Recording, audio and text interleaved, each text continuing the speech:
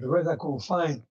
But anyway, so they got me. I think they got me for 12 and 1, or 11 and 1, something like that. But it was 18 and 1. I know I had 18 and 1. And I had 43 and 2 as an amateur. And you know, Emmanuel Stewart. Yeah, Emmanuel Stewart. One day we were in Germany. He said, "Joe, you're a skinny Puerto Rican from New York that won the national championship in '61 against Chicago." I said, "Yeah." I said, "Yeah, I beat Oscar German." He said, "You know what? He beat me in the semifinals, and he ended up fighting you for the championship, and I beat him." Yeah, and I was only 17 years old, man. I was the youngest on the team. Jimmy Ellis was on the Chicago team. Muhammad Ali was on the team the year before. His name was Cassius Clay. In 1960 or 61, and when I took the national championship, he was not. He already turned pro.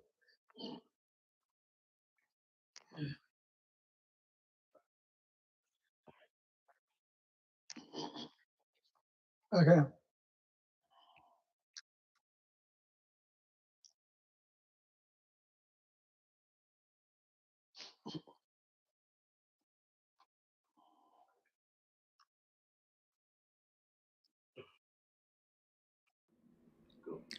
What's up, everybody? Tonight we have a special guest when we come right back.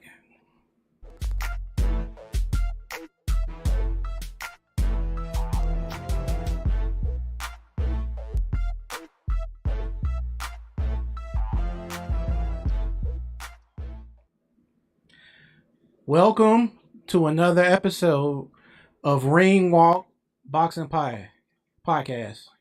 I am Bean, and today we have a special guest, Mr. Joe Cortez, the legendary Mr. Joe Cortez. Thank you, buddy. Yes, I'm sir. here. I'm here to talk to you guys, the fans out there. I know a little bit about my past, my history in boxing as a fighter and as a referee. Mainly, most people know me as a referee. They say, "We didn't know you were a fighter."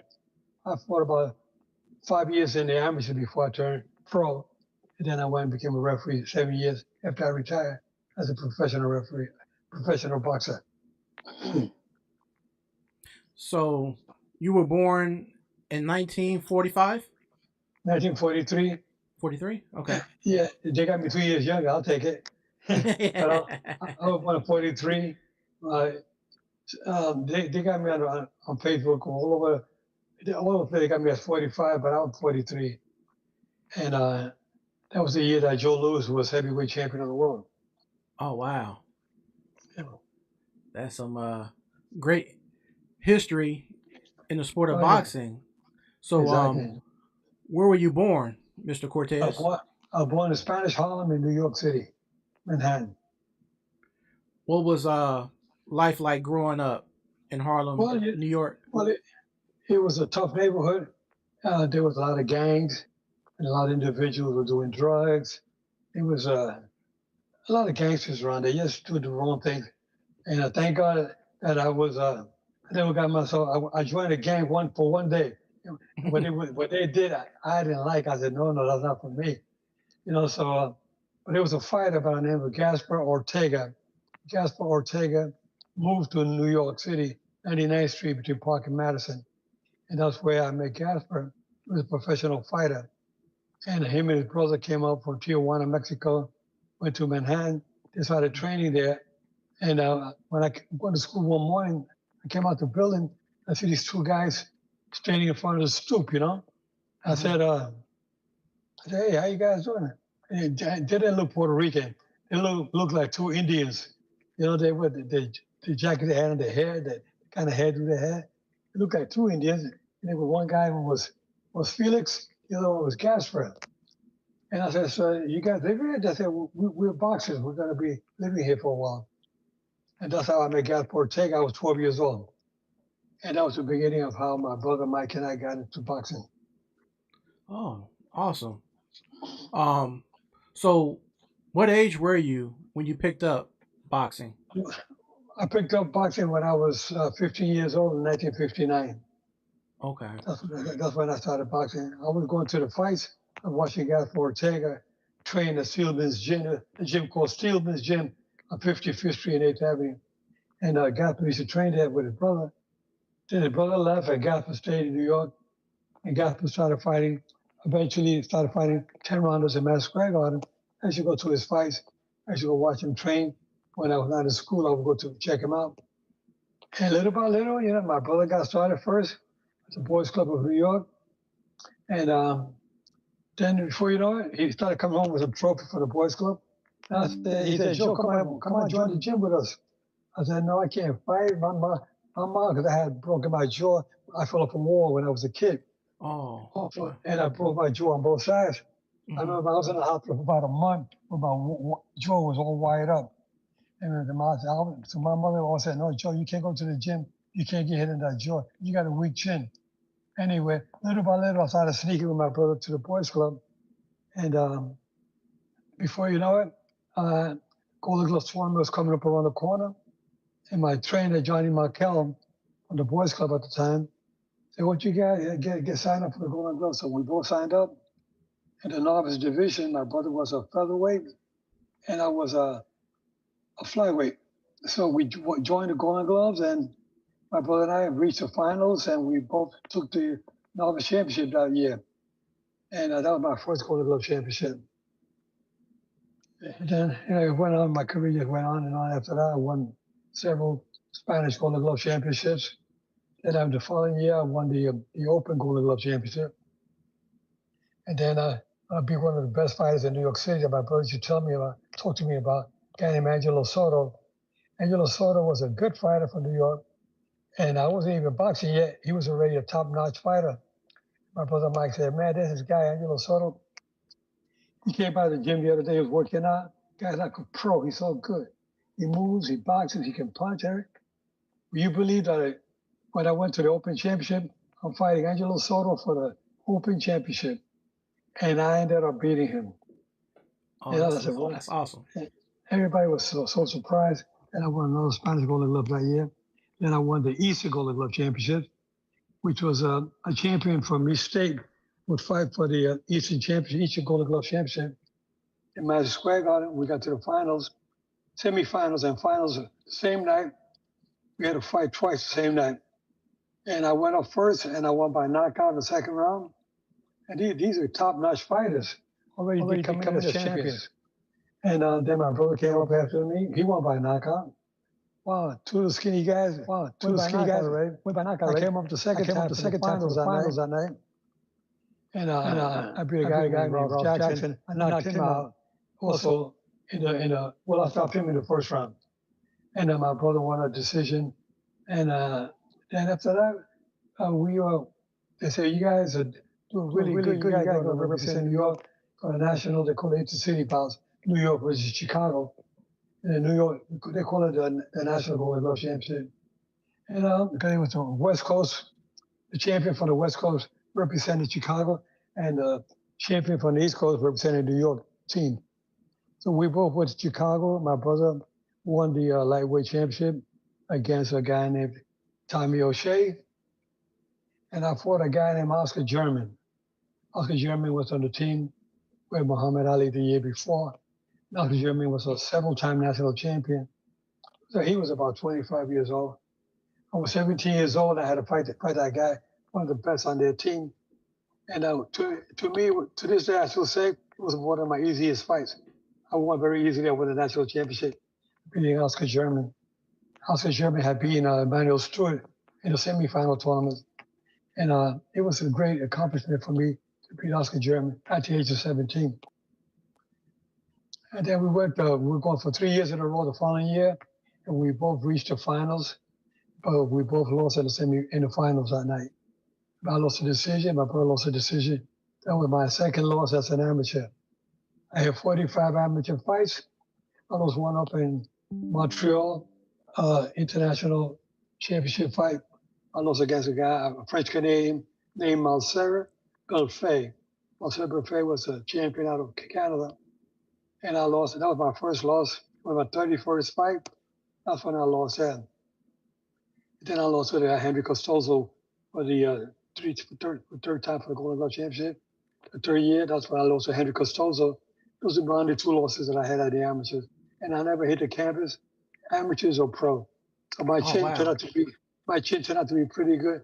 Or maybe I was moving and moving. You couldn't hit me that much. I A used to little come home. slick. My mother used to look at us and she would say, well, Joe, what, you didn't fight tonight? I say, yeah. Well, how come your brother's kind of bruised up? Well, we both fought, but I didn't get hurt.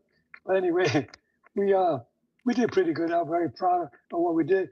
But growing up in Spanish Harlem, it was difficult in that area because there's so many guys with the gangs, like I mentioned Hmm. before, and the drugs. And I had to stay away from the boxing kept me on the right track. Kept me away from doing drugs and gangs and smoking and drinking. We didn't do none of that. And maybe that's why today people say, Joe, you can still make a comeback today. You still look like you're ready to go. Well, the right one will get you in, the left one will. I still got I still got a little spark in the old flash. Yes, sir. Yes, sir. So Um, you figure out my age right now, I'm gonna be 81. And I still feel like I still got my I still got my muscles. I got still got my guns. Yes, I still sir. got guns. I still got them. I Hmm. stay in shape, yeah. I still keep myself going. I've been Yes, blessed. I've sir. been blessed. You are blessed. That's awesome. Yeah. Um, so I did some research. Uh, What movie did you star in? I've been in several movies. Hmm.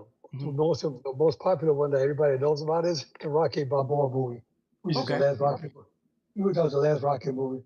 Then I did one with Eddie Murphy, I Spy. I did one with Antonio Banderas, Woody Harrelson played to the bone.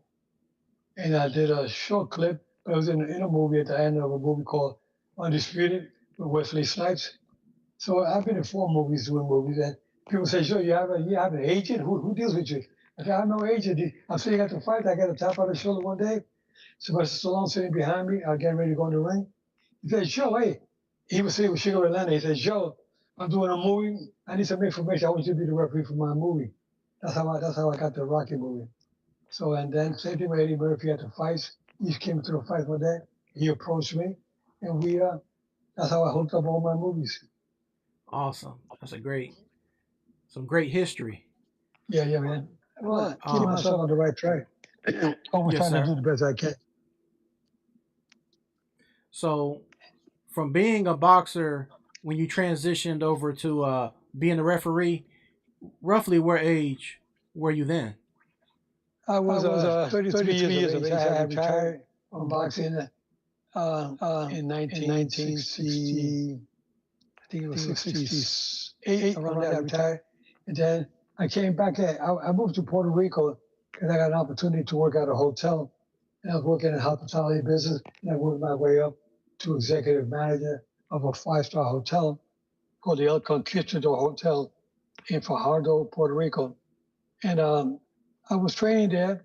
Training, I was working. I would go to the gym in town every day. I would go to the gym and work out.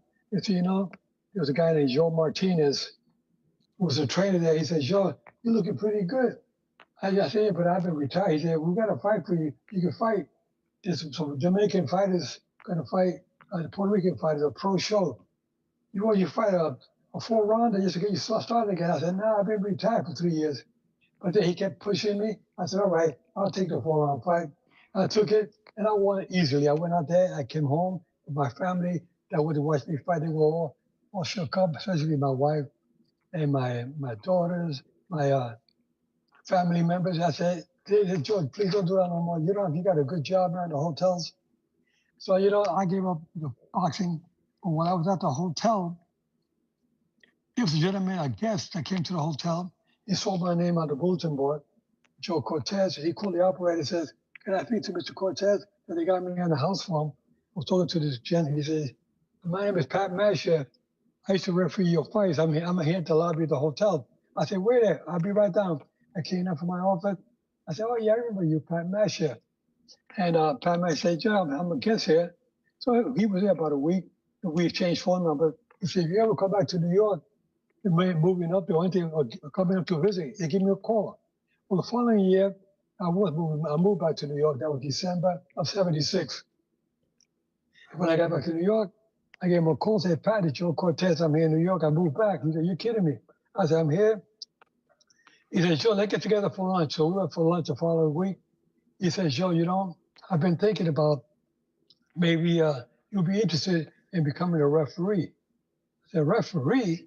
He said, I never thought about that. He said, well, I can help you with that. I want to get you started with the Police Athletic League, a place called the PAO on Brooklyn Boulevard in the Bronx. And Johnny Defoe was the director there. And so I called him up. He said, Joe, come on down, put on some sneakers, and I'll give you some white slacks. I'll give you a T-shirt with the PAO logo on the front, and you referee these little young kids, the 10, 11-year-old kids, the little tournament that we have. I said, okay. I went down. We did these little Golden Gloves, PAO tournaments. He said, Joe, you look good. I'd like to get you signed up for the Golden Gloves. I said, all right. So we signed me up for the Golden Gloves. I did the Golden Gloves. And then I was calling Pat Masher. They said, Pat Masher got me started.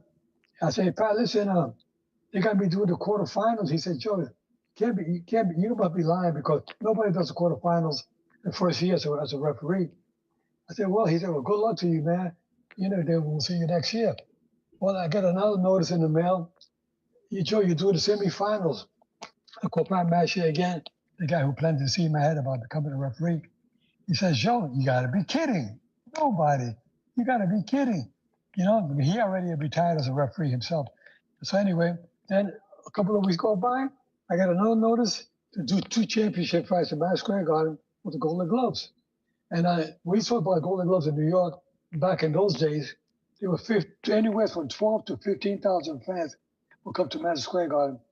And I was doing the fights that night. I did 2 championship fights. One of them was Juan Laporte, and then when he won the championship in 1977. And then a week later, I got a call for the New York State Athletic Commission, Deputy Commissioner Frank Morris.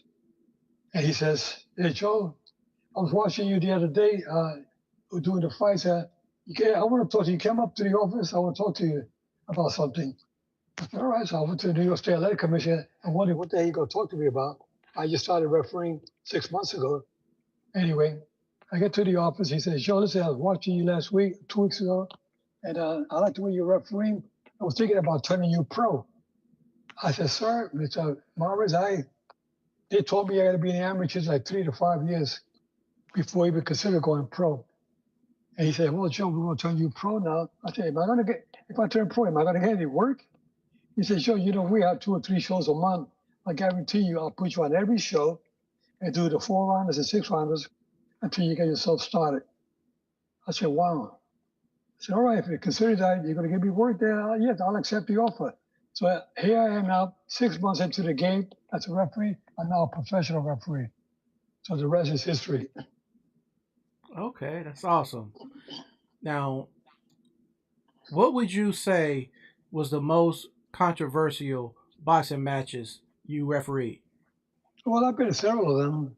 And one was when John Ruiz knocked out Kirk Johnson. Actually, he didn't knock him out. He retained the championship. But I had to disqualify Kirk Johnson for the heavyweight championship of the world for excessive low blows. I took points on 3 occasions. The third time, he kept hitting low. I took the points 1 time. I took the points the second time. And the third time, I said, you hit him low 1 more time, you're going to get disqualified. Sure enough, it was a low blow, and I just threw my hands over the head, and I disqualified. People say, wow, Joe, the heavyweight championship fight in the world, would you have considered maybe letting that go a little longer? I said, no, I don't buy them. They got to abide by the rules. I'm here to enforce them. Anyway, the corner makes a joke, but I know you for so many years in the amateurs, and I should see. I said, I don't care. Throw it out the window. I'm not here to pick any favorite fighters or favorite trainers. I'm here to do a job. That was one controversial. And the most controversial, I say, was when Mayweather knocked out Victor Ortiz. And I'm sure that's the one you're talking about. And I'm thinking about. Victor Ortiz headbutted Floyd Mayweather. When he headbutted Floyd Mayweather, he cut him. And I stopped the action. So when I said, time out. And then Victor Ortiz went and hugged Mayweather. Said, I'm sorry, I apologize. I'm sorry. He hugged him. He kissed him on the cheek. And then I said, yeah, I started taking the points. At 1 point from Victor Ortiz. I went to the judge, and he hugged him again. I'm sorry. I said, come on, let's go. I said, come on. But I put them together. I said, time in. No, when time in, like when I put my hand down, the place went crazy because Victor Ortiz went to hug him again. He put his hand, they hugged him again. And Mayweather said, the referee says, time in. He got to protect himself at all times. Mayweather hit with left foot and the right hand and knocked him out. Everybody, boo, hey, Joe, come on. That was dirty. That was not sportsmanlike. But the rules of boxing, we say protect yourself at all times. You know, Larry Merchant said it best that night. At the interview, he said it was a legal sucker punch. You know, and right. that's the way it was. You know, and every time I would see Victor Ortiz after that, and he will say, Joe, I'm sorry, I apologize what happened that night. You know, my trainers wanted me to do that, to headbutt him, because I get to start the momentum. And then he said, I never would do that in my career. He said, I got rid of my whole team of trainers. I got rid of them. They didn't want to cause me to lose that fight for that fight by knockout like that because of the tactic that I use. I apologize. I said him several times. Then I would do some work with ESPN. And he said it publicly on ESPN when we were interviewing him about that night.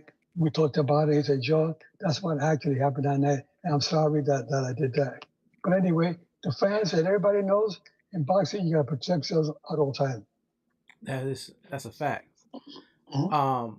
So you were an inductee in the Boxing Hall of Fame. Can you Yeah. I was inducted into the New Jersey Hall of Fame. mhm. And then I was inducted into the National Boxing Hall of Fame. That was two. Then I got inducted into the International Boxing Hall of Fame, which is the one that I got this ring here. When I Okay. got the Mike Tyson, Julio Chavez, Sylvester Stallone, Constance Zoo, National Bernstein, and myself, we all got inducted. And then about the same year, I got inducted with the Nevada Boxing Hall of Fame. And so that's and then last year I got inducted to the Mixed Martial Arts Mastermind in Texas in the Hall of Fame there. So that's my fifth induction. And coming this September in Atlantic City, where I did my first World Championship fight, which was Aaron Pryor and Miguel Montilla in 1982. And I did many championship fights there in Atlantic City. And I did George Foreman there, Roberto Duran there. There's so many big fights in Atlantic City. I'm getting inducted September 26th to the 28th in Atlantic City. It'll be my sixth induction.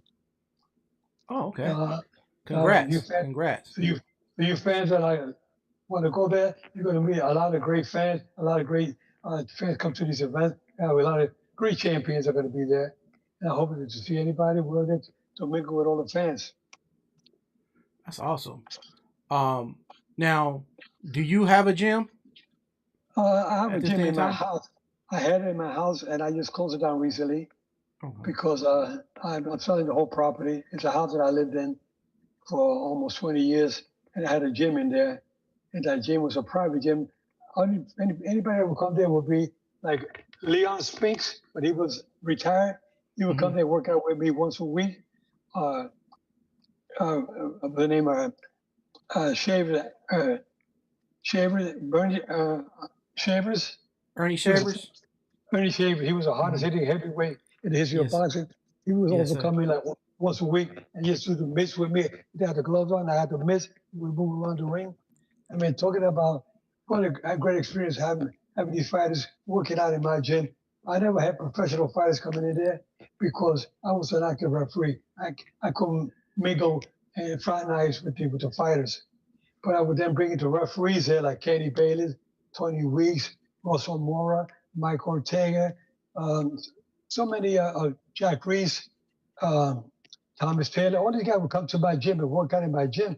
And I would teach them some ring mechanics. I would let them move around. I would watch their ring mechanics. Sometimes I would put in two amateur fighters in there with them to move around. And I gave a couple of seminars to referees there just to help them get on the right track. I had the luxury of having a ring in my house. I would practice a lot of ring mechanics. I would move around backwards, sideways, in and out. And there was a referee named Zach Clayton. Zach Clayton was a referee from New Jersey and Philadelphia.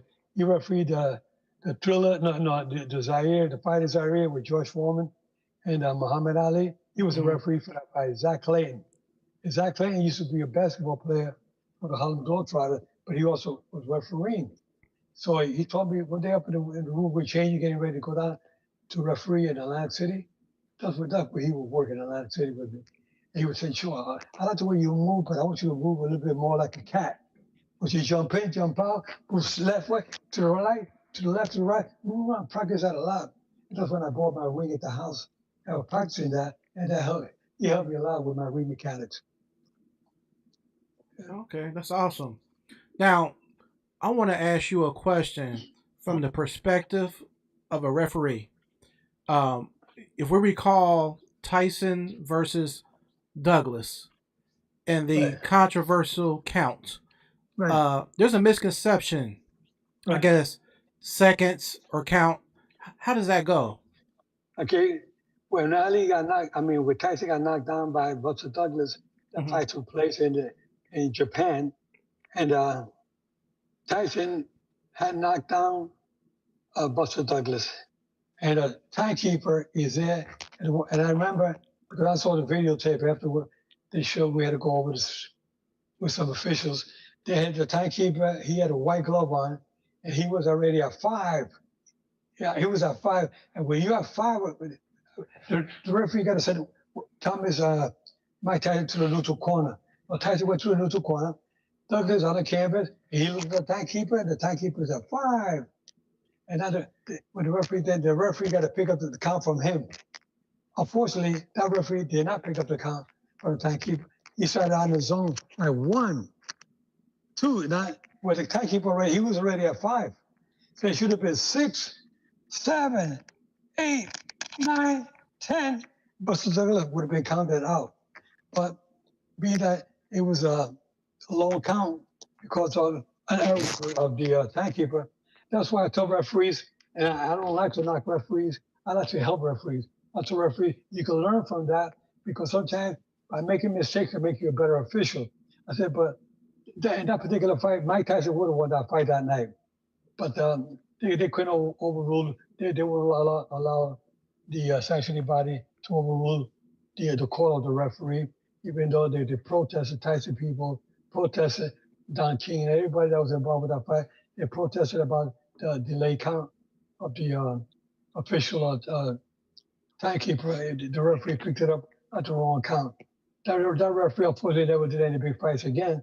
But you know, that's why I say tell the referee you got to do your homework. And when you go to a particular country or different state, different sanctioning body, check all your rules out. Be sure you go in there prepared. You got to do your homework. Know the fight, know your fighters, know their style, know if that fighter likes to hit low blows, if he likes to excessive holding. Holding is okay, but not excessive holding. Some fighters do excessive holding. That's when the referee got to start taking points.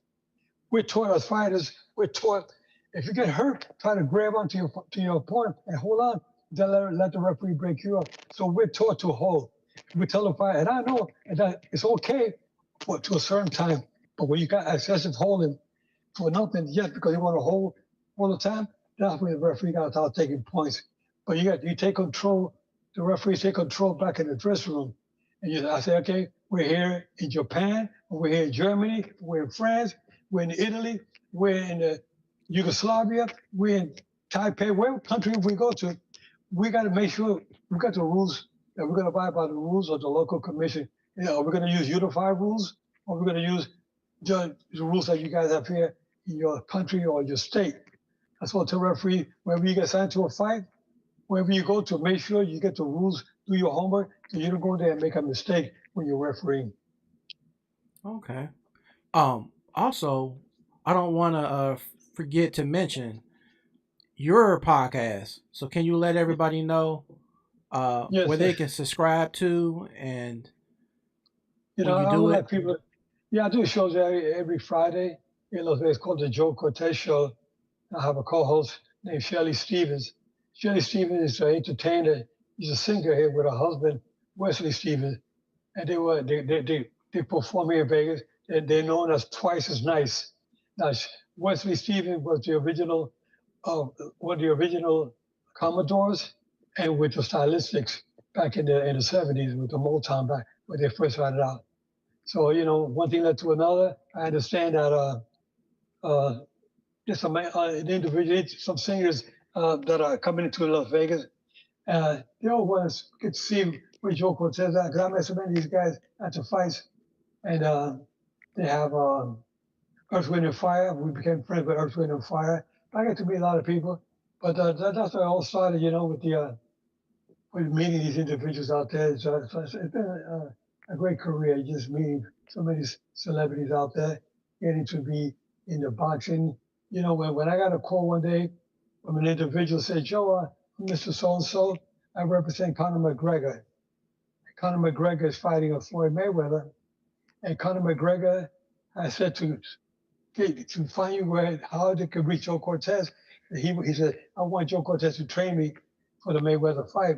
Because he said, I don't know much about the rules on boxing, but we want Joe Cortez to be there. So when I talked to this gentleman, I said, yeah, I can talk to you. So I went over to the UFC building where they were training, and they had me sign a contract. They gave me a 5-week contract to train Conor McGregor to fight Floyd Mayweather.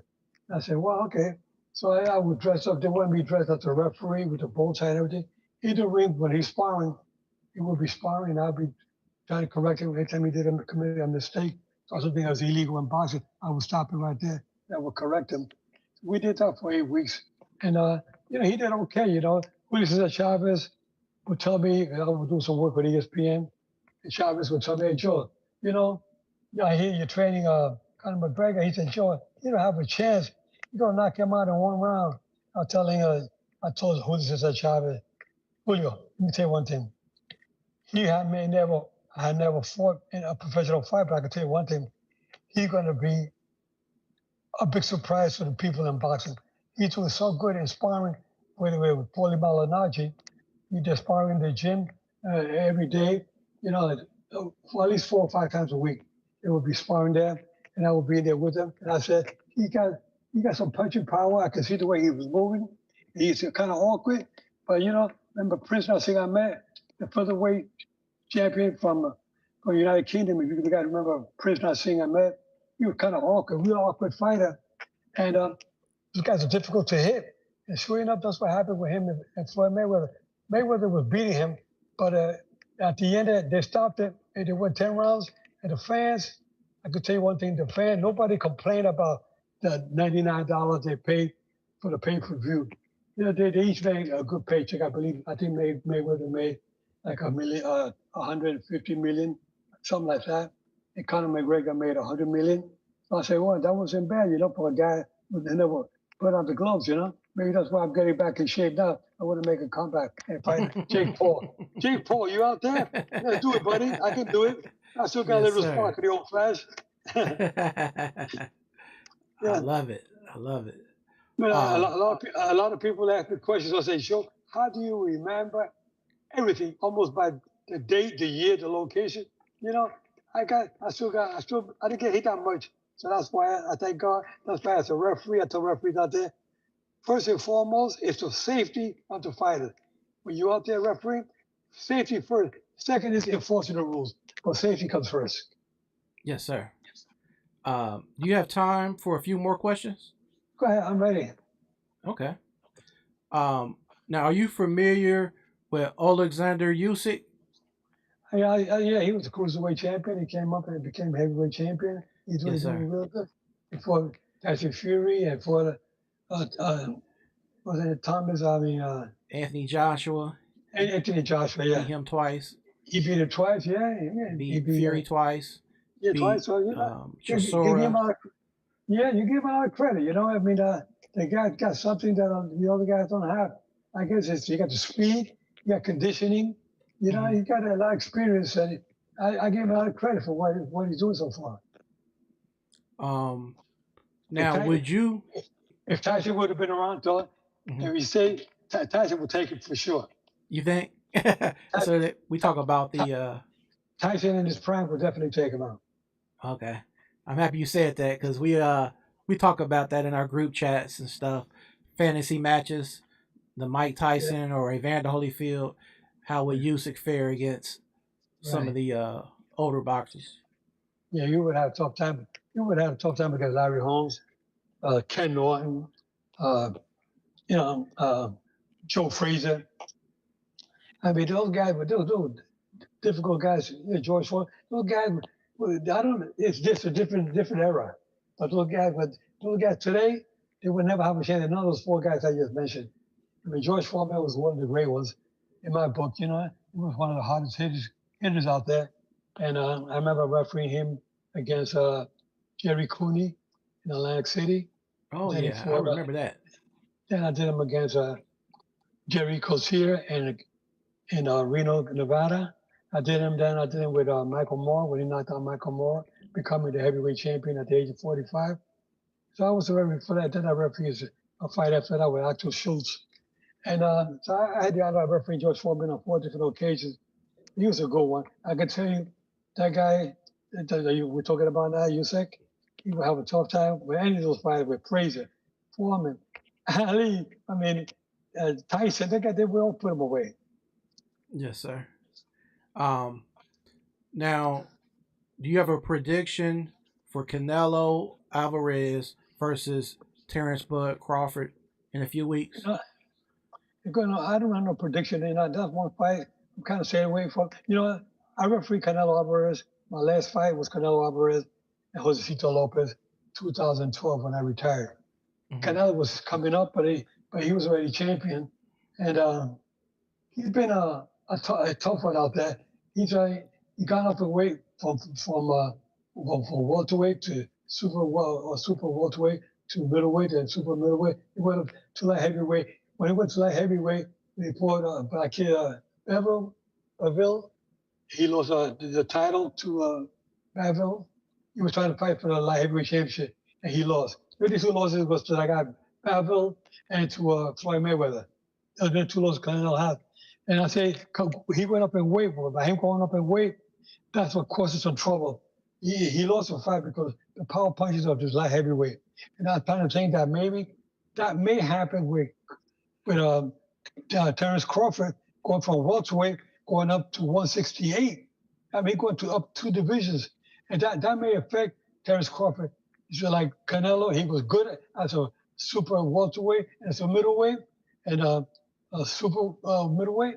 But when trying to go for the light heavyweight, that's when he got beat. The strength of that going up in weight, sometimes it's tough to find an opponent that can that you can beat. Maybe he had more skill than this kid the light heavyweight Calvin Boville, but Canelo didn't have it. And I think that's what may happen with Crawford.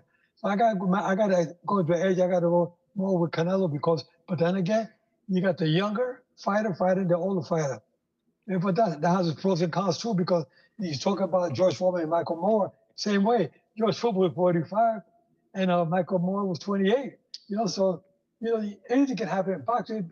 I think it's you hit the guy at the right the right time at the right timing. It's all timing, connecting right. And if you connect him right, it could go. This Crawford may outbox Canelo with speed, say it on the outside, but then the judges they see you like running a lot and moving a lot, and what happens is when you're moving and you're trying to use a lot of defense, uh, the judges see that the other guy is chasing you. You got to score for points for the aggressiveness, but then the contact. Canelo's throwing the wall punches. Canelo's pretty accurate with his punches. He doesn't Hmm. no wall punches, no crazy.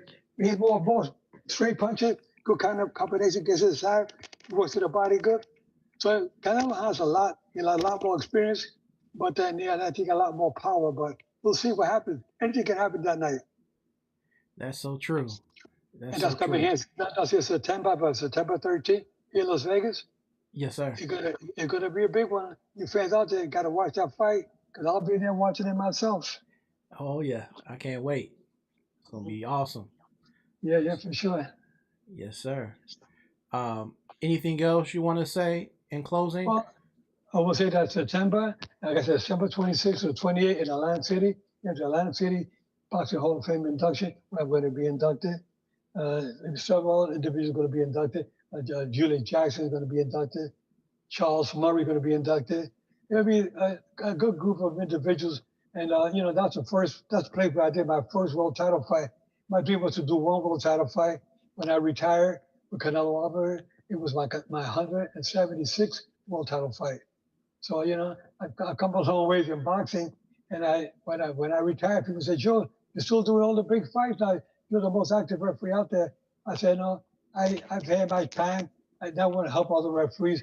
I have no ego, but I know what I did. I accomplished more than I ever thought. Now I want to help other referees out there and get them on the right track. That's what I've been doing. And, I just want you guys out there to know that it's not all about me anymore. It's about the fans and the fighters. Yes, sir. This is an awesome interview. And for those who may just come into the chat room one last time, can you let them know about your podcast? I got the Joe Cortez Show. The Joe Cortez Show every Friday. You can use it on YouTube. You can check it out. If you missed the timing, you go put in the Joe Cortez Show on YouTube. You'll see my show there. And, we try to bring people on board to talk about a little bit of everything. And not only boxing, but I bring everybody from all walks of life. Anybody interested in being on the show, send me call me up, send me a text message, and let me know that you want to be on the show. If I get time, I'll get you on there. But the Joe Cortez Show with my co-host Shelly Stevens is on every Friday here from Las Vegas, Nevada, the entertainment and boxing capital of the world. Yes, sir. Absolutely.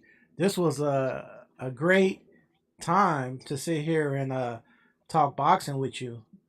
You have a great story.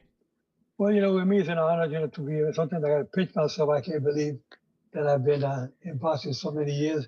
I never thought that I would be a fighter, and never mind becoming and doing some of the greatest fights of all time that I've had the honor of doing. I mean, I've refereed Tyson 8 times, Manny Pacquiao 3 times, Floyd Mayweather 3 times, Sugar Ray Leonard, Roberto Duran like 4 times, and Larry Holmes, Lennox Lewis, Prince Nassim Ahmed, Julio Cesar Chavez. I may go on and on. 176 World Championship fights. Some champions come up to me at the fight, say, "Hey, Joe, you remember me?" And I look at them. I said, "No." I said, "You refereed my championship fight." There's so many I forget, man. But it's an honor. That's why I said I love being around the fans. I love saying hello to ex-retired fighters.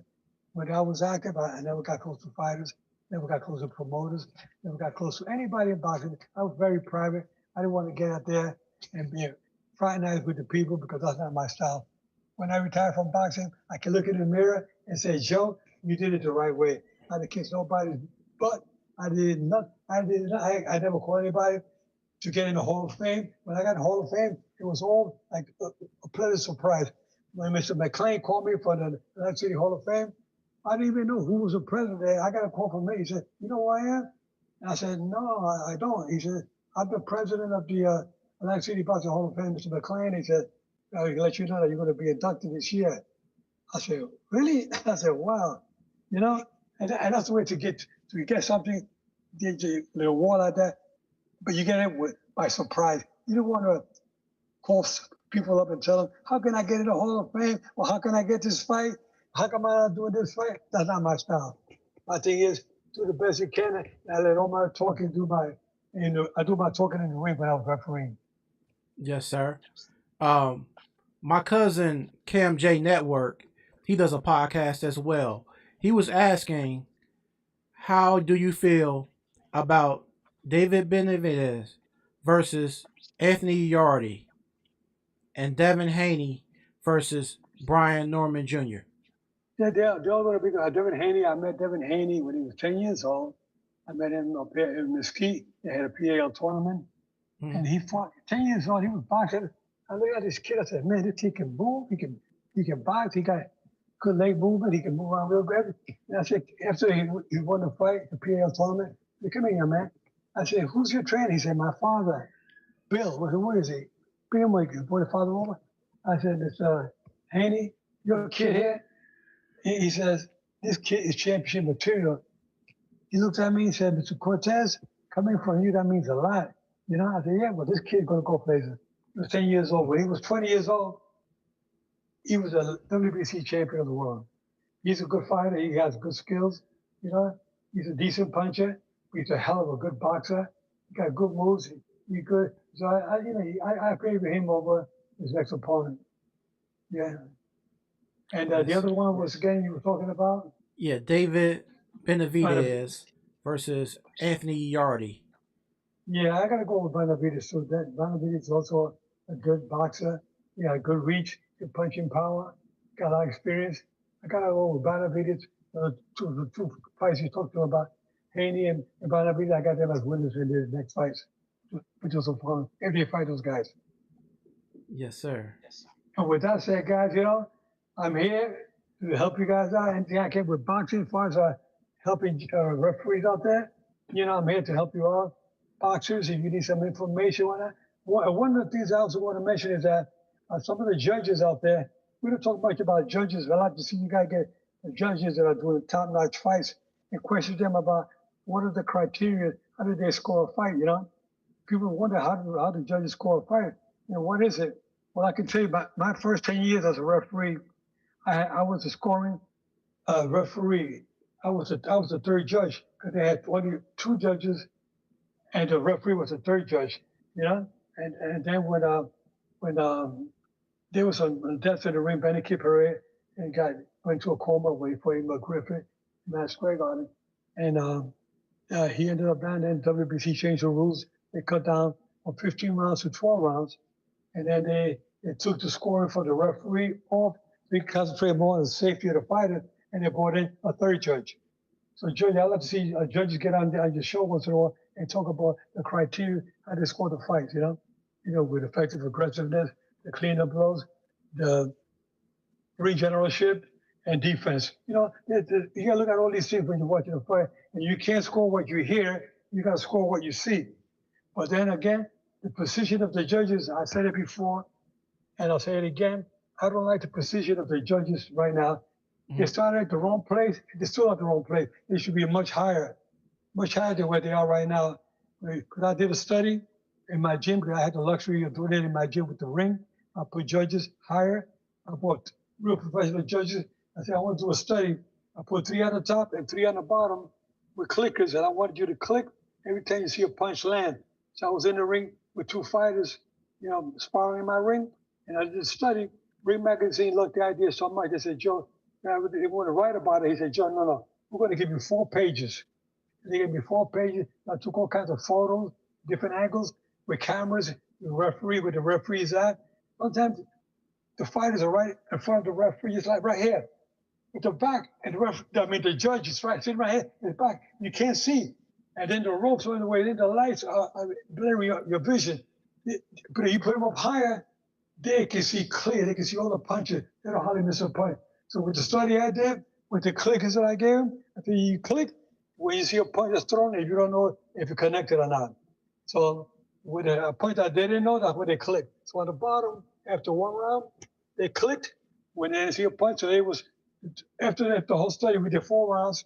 After the whole study, on the bottom, there was 2 clicks on one side, 2 on the other side, 1 on the other side, and I take it back. That's the upper judges. They missed maybe 2, and 1.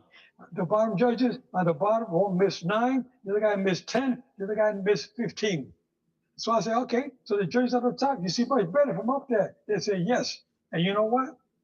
My study was not done with any amateur. It was done with top-notch judges here in Las Vegas. Okay, big name. And they were the guys that I used for the study. Okay, I'm not going to mention any name, but they were there, and they said, Joe, we go for you 100% higher position and much better than the lower position. We can see, I wish that they would change it. Now, Mauricio Suleiman, WBC, promised me that he would do that. He would do it if he started out with the smaller fights, preliminary fights, do that, and see how that works out. He said, we'll see what happens. When I was there giving the seminar to the officials, WBC officials, and it hasn't happened yet. We're still waiting to see if they're going to make that call, make that change. Yes, sir. So you have quite a bit of people here in the chat showing support to the show today. Okay. Cam J, He says, how did you feel about Manny Pacquiao coming back at that age? Well, let me tell you, I refereed Manny Pacquiao on, I believe it was three occasions. And one of them was against Juan Marquez. The other one was against uh, when he fought a kid from Ghana. I forgot the kid's name. What Marquez was a man with 118 pounds. Well, I did when he was young, coming up the ranks, and when he was at the age now 46, he still has all together because I was with him June up at the International Boxing Hall of Fame when he got inducted. I said, Manny, can you do me a favor? Can you say a little couple of words on my phone here for the young kid? I'm gonna put it online. You saying give some kids some good advice. Yeah, put him on the phone. You talked for about a minute.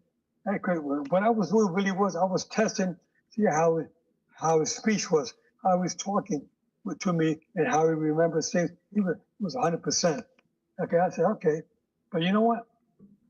I've seen many fighters, some top-notch fighters, real former world champions, are not the same when they retire from boxing.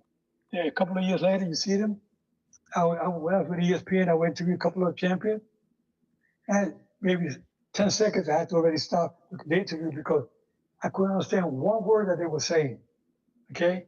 They couldn't remember certain things. I said, well, some fighters, they take too many punches, and it should, in the long term, it shows the effect it has on you. Not right then and there, but look at it, listen to them 5 or 10 years later, and you'll see. And there's a bunch of good fighters, great champions. You see them today, I feel sorry for them. So I tell fighters, your window in boxing should be 10 to 15 years, the prime time. That should be it. Anything after that, you should get out. Get it. If you're making money like Pacquiao, he doesn't do it for the money. He does it because he loves boxing. But it can affect him physically. It can affect him. He has a wonderful wife, wonderful children. He should think about them in the long run. Spend his golden years with his children, with his grandchildren, have a good time. But I tell fighters, don't get in there if you don't need to. I don't like to see fighters get hurt. That's why I say bring a show. The duties of the referee, first and foremost, is the safety of the fighter, and second is enforcing the rules. So you guys out there listening, so fighters, managers, trainers, believe me, and people say, Joe, these fighters, he only fought so many rounds in boxing. When they do these studies for fighters, I say, okay, they have the Cleveland Clinic here in Las Vegas. They have Dr. Charlie Burnick, who was in charge of the program with the studies of combat sports, athlete, football, boxing, and MMA. We were doing a study, and they called me in to see if I can answer some questions to the panel of individuals they had there. And they said, sure, well, I said, one thing I asked, I said, okay, you have a good staff here. What kind of Leo Spinks is going there for treatment for his memory? When he was suffering from a little bit of dementia, and some other individuals, football and boxing, MMA, and those are the main ones: the boxing, MMA, and football. But boxing is what they were doing studies with. How many rounds do you think these fighters fought when you're doing the study? When we look at BoxRec and we see that he had 40 fights, so we figured most of them were half were 10 rounders, a couple of 12 rounders, and a couple of 8 rounders, 6 rounders. So we total up the rounds. And we figured he got so many punches per round. Okay, good. Okay. I said, that's good, but now when you talk about the sparring, the punches they take during sparring, how many punches do you think they take in sparring, in a sparring session? It's just about maybe 100 rounds for a 10-round fight or 12-round fight. They say, well, we never took that into consideration. Well, they take a lot of punches in training, because I see a lot of fighters, they get hit with punches left and right to the head. And I told the trainers, why are they fighting so hard? They're supposed to be only sparring. They're hurting each other in the head. So some fighters sometimes come going to the fights already damaged goods. So that's why I say it's a lot you got to consider. You ask me the question, whether I think of Pacquiao fight at the age of 46. They got to be very careful fighting too long, taking too many punches. Yes, sir. Definitely understandable. You know, Um, so we're thinking we got to protect the fighters out there. You know, the family members. If you're listening to, you say, listen to Joe Cortez. He knows, he's been around. He's telling the truth. He knows what's going on in boxing. I'm talking what goes on behind the scene. A lot of families are really going through difficult times because your husband or your brother, your sister, whatever. You got girls, you got females and males in boxing now. Oh, by the way, I have a young lady that I'm training now as a referee. We have a couple of female referees, and but there's one in Chicago. Her name is Idalia V. Ramos, and she's a USA boxing referee, doing pretty good. And she did some fights last night, and she did some fights last week. She's doing pretty good. I like her style, and I want to see if we can get her because she's thinking about going pro. She's been doing it for. She has over 400 amateur fights as a referee and judge. So I'm hoping that we could turn her pro some way in one of the states, but pick her up and turn her pro. I'd like to see female boxing is still to develop real good now. They put on a good fight like they did in Madison Square Garden the other day with Amanda Serrano and Katie Taylor from Ireland. They fought in Madison Square Garden, and the whole card was all female. I want to see more female referees out there. okay. So, and I love doing that, helping these referees out there. That is awesome. Mike Ware, shout out to my brother Mike Ware. He said, "Good interview. How did you feel about refereeing Mayweather versus Hatton?" Okay, Mayweather had it was good. That was a good fight. As a matter of fact, I was watching that fight yesterday, the day before yesterday, on Friday. I was showing it to the young girl, our referee that was helping out. I said, you know, Ricky Hatton he was a good fighter. You got to give him a lot of credit.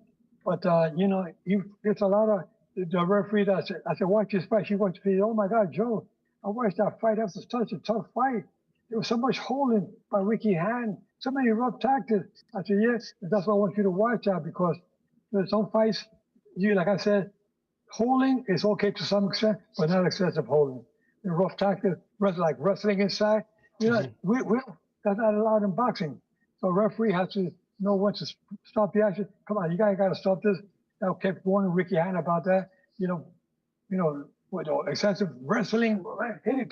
It was real. You guys watch the fight, Ricky Hatton and Floyd Mayweather, and then you put me on a show another time, and you can see. You guys can talk to me about it, Joe. You were 100% right. We watched it. We saw it. It was a real dirty fight, you know. And you did what you had to do. And unfortunately, Ricky Hatton got knocked out in the 10th round because I don't see nobody get knocked out. But I'm there to protect him. But he got knocked out, and then so that ended up. But the fans, a lot of British fans, came here to root for him. And, you know, they love the guy. The guy happens to be a hell of a nice guy. I like him, good guy. And I just felt so bad that the fans were booing so much about the outcome. You know, the Mayweather knocked him out, and they say Joe's the worst referee in the world and whatnot. You know, but if Hatton would have won, Joe was the best referee. You know, but as a referee, damn if you do, damn if you don't. Right, you can't please everybody. You can't, you know. But in this business, as a referee, and people that know me personally, they know the kind of heart that I have. How I love everybody out there, whether the kids, whether the seniors, fighters. I like to help everybody out. But people think that I'm the worst guy in the world. Yeah, because certain things they go their way with the outcome of a fight. But you know, you got to have thick skin in the business to be a referee. And I learned to deal with that. Now, when you referee out there listening, yeah, if you can't take the heat, get out the kitchen. Well said. Boxing Focus. Shout outs to Boxing Focus.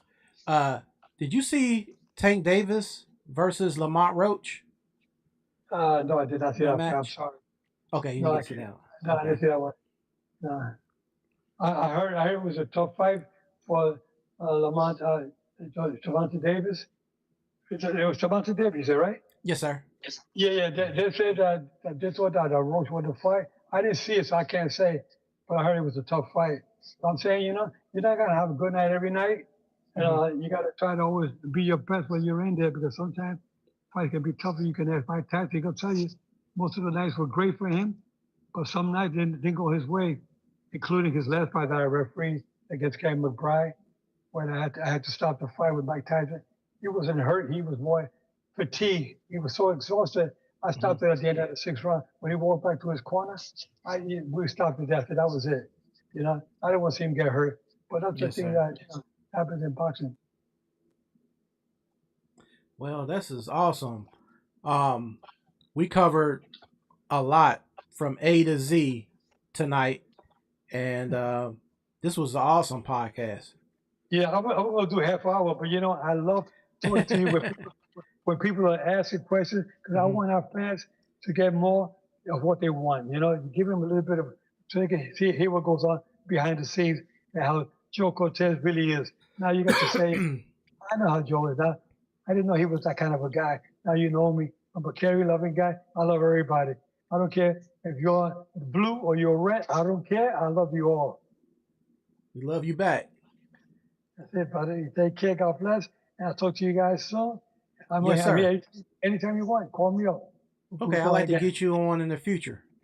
You got it, buddy. Take care. God bless. And keep your guards up at all time. Protect you all time.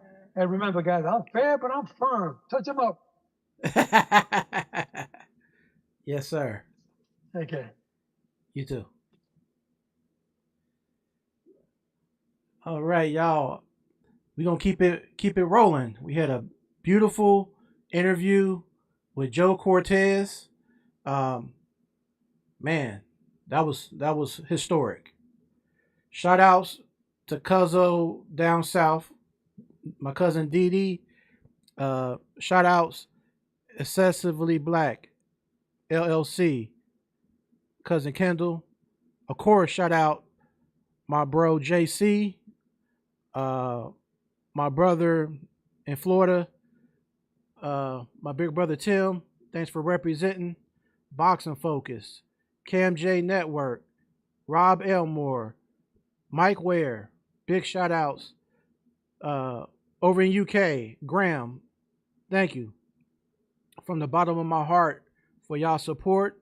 Make sure y'all hit the thumbs up because we still got more to talk about. So we gonna jump right in to some more boxing topics, y'all. Oh, and right before we do that, In Your Face magazine. Shout outs to my cousin Lando, aka Trill, my cousin Kev McFly on FB. Got these magazines, got the shirts, In Your Face shirts. And there's an article inside here too. So if you're around Cincinnati area, Northern Kentucky, local, Hamilton, Ohio, Middletown, just holler. Because we'll have In Your Face magazines for the August edition. Okay. We're going to keep it rolling, y'all. And we got a big fight next weekend. So let's start off talking about Eddie Hearn on TMZ. So if you go on YouTube, TMZ, there's an interview with Eddie Hearn talking about AJ versus Jake Paul is likely and very likely to happen. He said, this is Eddie Hearn. He said it was rubbish for people to think it's scripted. He says a whole lot more on that interview. So I'm paraphrasing. So if you want to hear it word for word, go to TMZ, that's the source, on YouTube, and you'll see the interview. Personally, I'm not saying I'm opposed to seeing AJ versus Jake Paul, but thing is,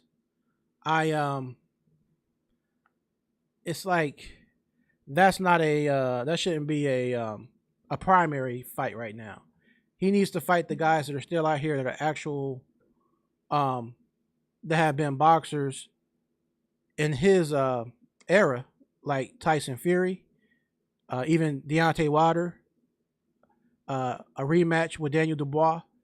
Them are the three most important fights I think that AJ needs to fight: Fury, Wilder, and Daniel Dubois rematch to right his wrong because he was knocked out. So to come back and get redemption before even thinking about Jake Paul. Now, is it just a thing that they're throwing out Jake Paul out there so his next fight do great? But I mean, AJ's already a star. As it is, he's already a huge mega star. So I don't see Jake Paul amping it up that much more. But maybe I'm wrong. Maybe it's a like a PR type thing to where it's gonna make ticket sales and gates go even higher. You know what I mean? So let me know what y'all think about the Eddie Hearn TMZ interview. Also, Joseph Parker, he's definitely a fighter I like, and I'm starting to follow him really closely. For those who may or may not know, Joseph Parker has been chasing Alexander Usyk. He really wants that fight, and the way things are right now is that Usyk can vacate the WBO belt in an effort to not have to fight Joseph Parker, because Joseph Parker is the WBO mandatory. Now, at one point in time, Joseph Parker was WBO champ when he fought Andy Ruiz and won in a controversial win that could have went to, in my opinion, it could have went either way. 7-5, flip it around, 7-5 Ruiz, 7-5 Parker, or right down the middle, 6 rounds to 6 rounds. It could have been an even fight, because I believe it was a 12-round fight. If it was a 10-round fight, 5 rounds to 5 rounds, the same type scenario. Definitely a close fight. It wasn't a robbery, in my opinion. I think the term robbery in boxing is being used too loosely. Just like calling somebody the GOAT in boxing, to me, is something you have to achieve at a certain level. And I think they're willing to give people the title of GOAT too prematurely, where boxers haven't actually earned it, as far as them actually clearing out the division, clearing out their division, things of that nature. I sound like a broken record. Muhammad Ali, clearing out divisions or whatever. Win, lose, or draw, clearing out divisions. Evander Holyfield, pretty much clearing out his division. Win, lose, or draw. Lennox Lewis cleared out the divisions, became undisputed. So there's so many people that have done so much in the past of boxing. I can't just feel like they should pass. I mean, they're going to pass the torch, but a person has to earn that position to be called the greatest of all time, to fall in that GOAT category talk. But let me know your opinion. What I'm saying is not law. It's just my opinion, and we all think differently, right? Big Baby Miller. Shout outs to Big Baby Miller. There's a couple of some footage on YouTube where Big Baby Miller approaches Big Baby Anderson, and Big Baby Anderson is from Toledo, Ohio. Big Baby Miller from New York. He confronts Big Baby Anderson, and the energy that Big Baby Anderson gave, it didn't seem like he was too interested in fighting Big Baby Miller. But who knows? I mean, maybe that's just a vibe we got. But it just didn't really seem like he was amped up to want to fight, because he was real laid back in that confrontation or whatever. And Big Baby Miller doing like he always does. He also went off on Deontay Wilder on YouTube, and I think on IG. And shout outs to Cam J, because he shared it as well. He basically said that Deontay Wilder said he was disrespectful, this, that, and the other. So the reply to that was from Big Baby Miller, if I'm a disrespectful person, won't you come and shut my disrespectful mouth? Me paraphrasing, that's pretty much where he was getting at. So I'm just waiting to hear to see what may happen, because I feel like they have unfinished business.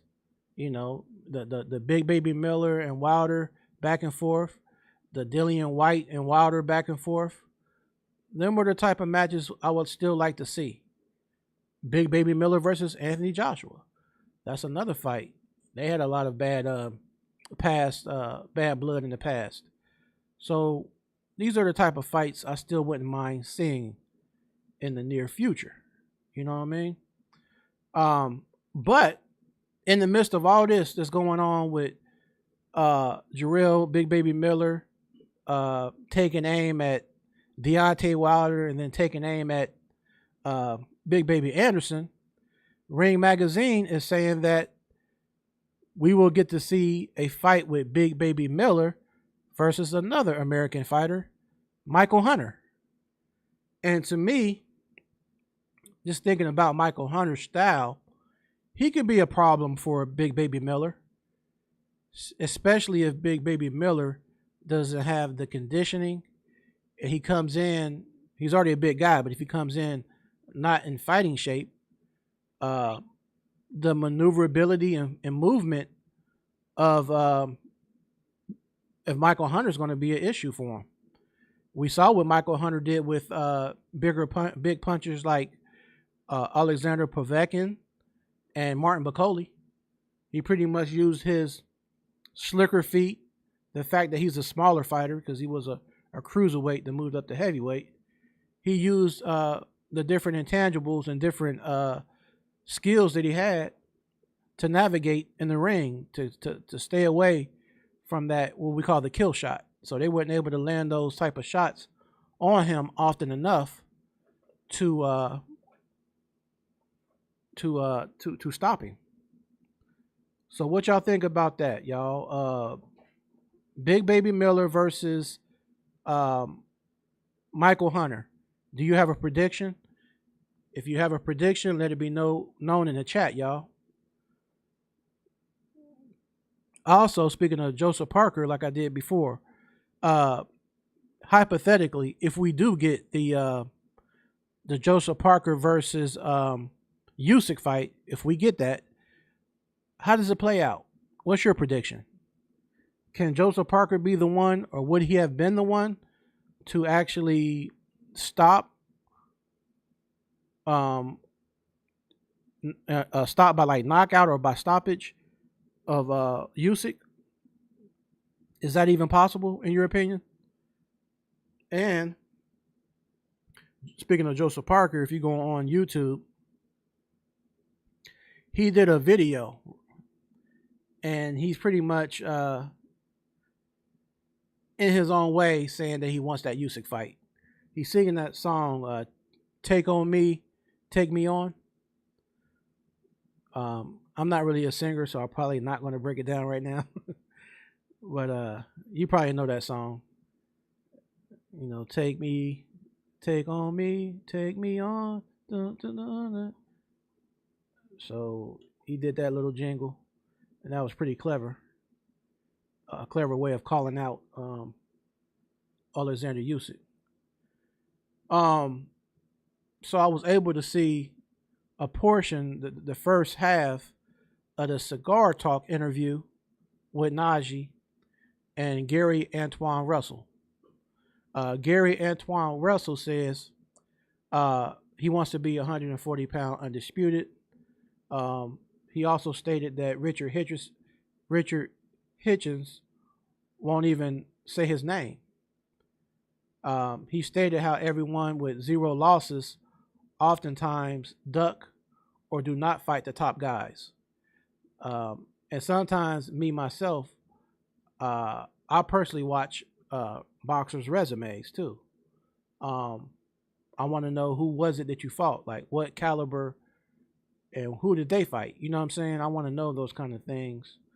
That's not to say that because a person has a better resume, if fighter A has a better resume than fighter B, that doesn't mean fighter A wins because he has a better resume. But I do take it in consideration, being that that person is more battle tested and they've seen more, and there will be a little bit more. They'll have that war mentality, most likely, stepping in the ring against somebody with less experience and hasn't fought at that level, you know. Also, another thing that was mentioned in this interview, y'all, with Najee and Gary Antoine Russell was that Clarissa Shields is the cousin. She's related to the Russells. And as far as the Russell brothers, we know that's a boxing family, you know. So that was pretty interesting to see that they are related. So shout outs to Clarissa Shields out of Flint, Michigan. And then shout out to Gary Antoine Russell and Najee from Cigar Talk.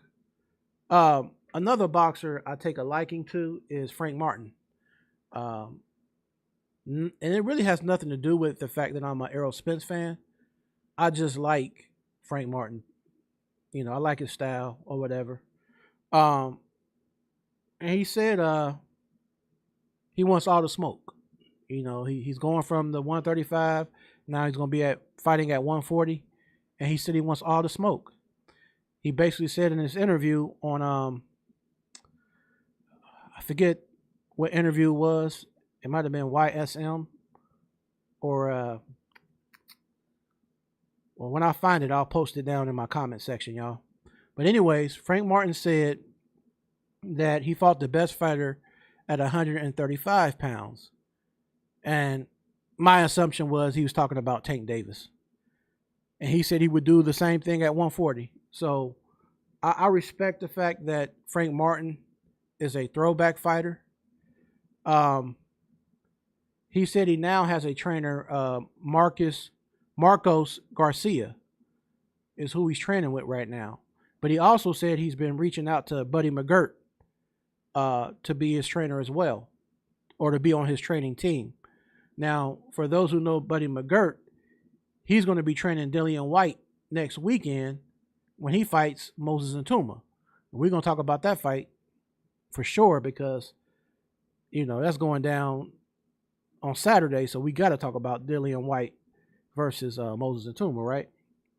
But Buddy McGirt is somebody that Frank Martin is interested in working with, so I think it'll be a good collaboration. He also talked about Derrick James, his ex-trainer. He said, me and Derrick James have no bad blood, and if I text him, you know, he'll text me back and it's all good. You know, so that's a good thing when you not necessarily working with a certain trainer anymore, but you still leave on good terms and y'all still have a cordial relationship. So shout outs to Derrick James in Texas, and big shout outs to Frank the Ghost Martin. Virgil Ortiz, he's been in some wars with Mean Machine Kavyauskas and Madrimov, in which he won. Now Boots Ennis, he's been looking great at 147, but how will he adapt, in y'all opinion, at 154 division? 154 pound division, how do you see it going for Boots Ennis? And with him, pretty much, I think it was official that he would be fighting Virgil Ortiz, according to Eddie Hearn on IFL. If the fight is signed, how do you see it playing out? Boots Ennis versus Virgil Ortiz. How do you see it playing out? Let me know in the chat, please.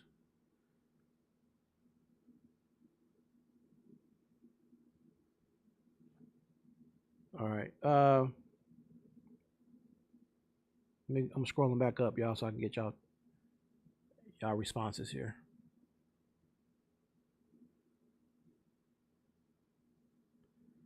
Laugh out loud, JC. No, not Middletown. Mike Ware, you said, I don't want to see that. What about Haney? That would be good comeback. Both coming off knockout losses. Um, Rob Elmore, you said PR work from Hearn to keep name out there. That's what I'm thinking too. I'm thinking that he's just saying Jake Paul or whatever, just kind of buying time. Then that way, when AJ fights his next opponent, it just keeps AJ's name relevant. Um, Michael Ware, you said Usyk is looking for one cash out fight. He won't get it with Parker. I mean, yeah, in that sense, if you're looking at it from a business standpoint and a political standpoint, we know sometimes when it comes to boxing, there's no ethical thing. You know what I mean? Boxing does what boxing does, so it's not always going to be what's right. But I feel like Joseph Parker's waited long enough. He's been fighting all these top uh, dangerous opponents or whatever. These much bigger guys like Zhang and Bacoli. I just like to see the fight, man. I would love to see Usyk versus Parker because to me it makes a good clash of two different styles. But Parker, unlike AJ, unlike Zhang, unlike most of the fighters that Usyk fights, he's not like a Chisora where he's kind of a plotter or whatever, who's sitting on his punches with big looping punches. You know, Parker has some. He has good footwork, decent angles. He has ring IQ. You know, he's going to be out there. You know, coming. You know, with the quick hands or whatever.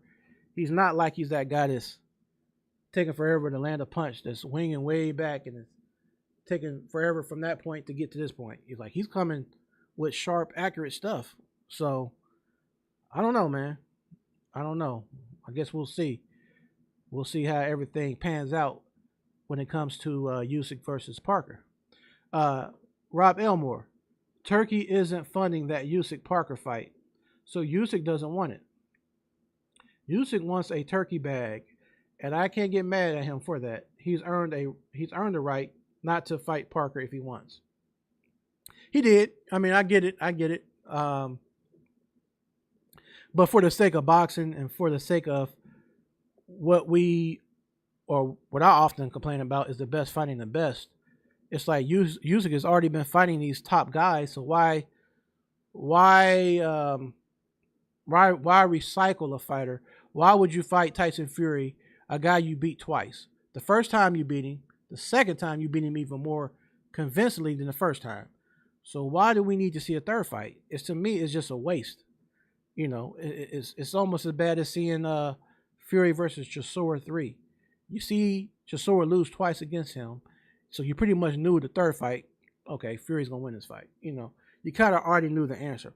I don't want to see fights where I already kind of like know how it's going to end. I want to fight with two opponents where I'm like, it's kind of 50-50. Like, I don't know, because this guy's bringing this to the table. This guy's bringing this to the table. You know, I'm just tired of seeing the same rerun fights. It's like people fighting the same guys 3 times and pushing for a 4th fight, you know, and things like that, man. It's really hurting the sport in my eyes.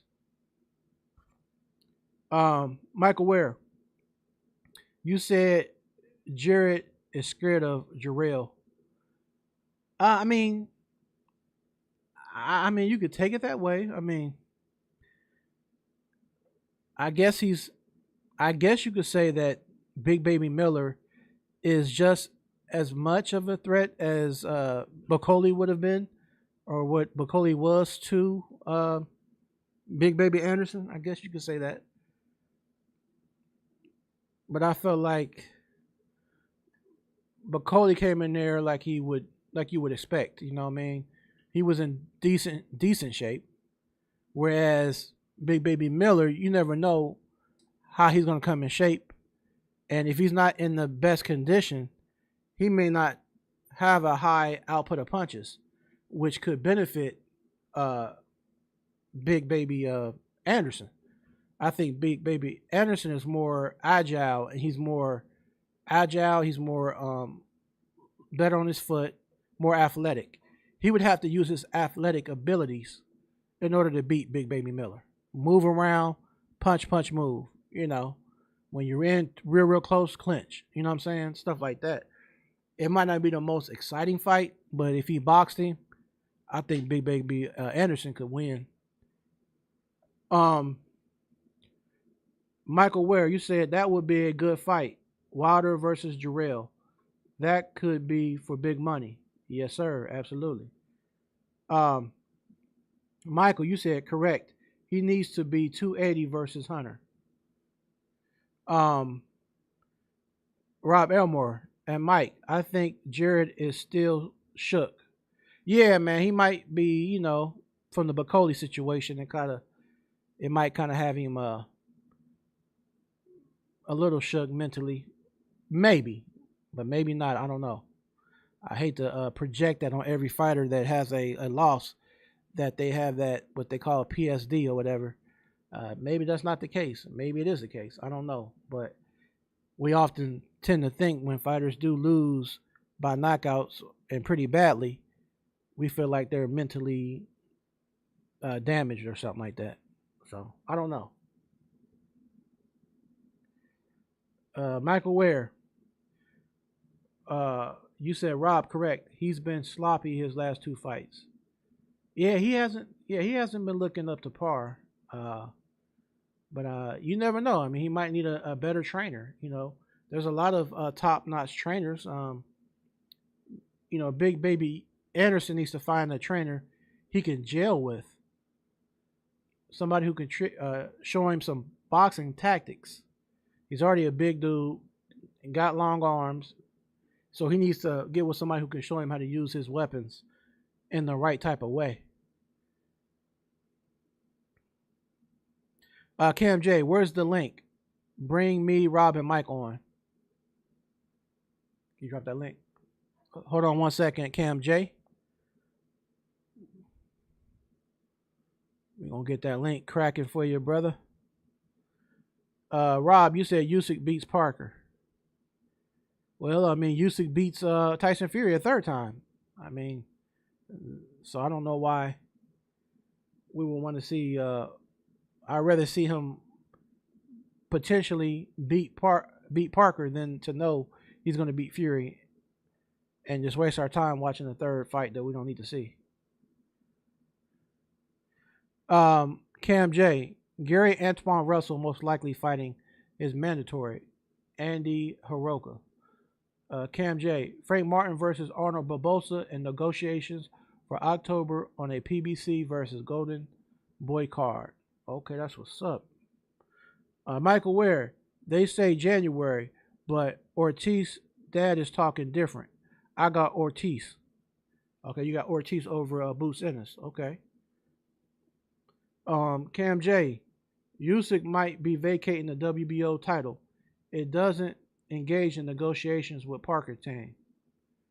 Hey, Rob Elmore, the laughing emoji.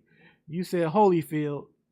But you really, I mean, we know the inside joke. When you say Holyfield, you talk about Dillian White, the sarcasm. Holyfield versus Moses. Moses is going to put him out of his misery. Hey, Rob, did you see the recent training of Dillian White?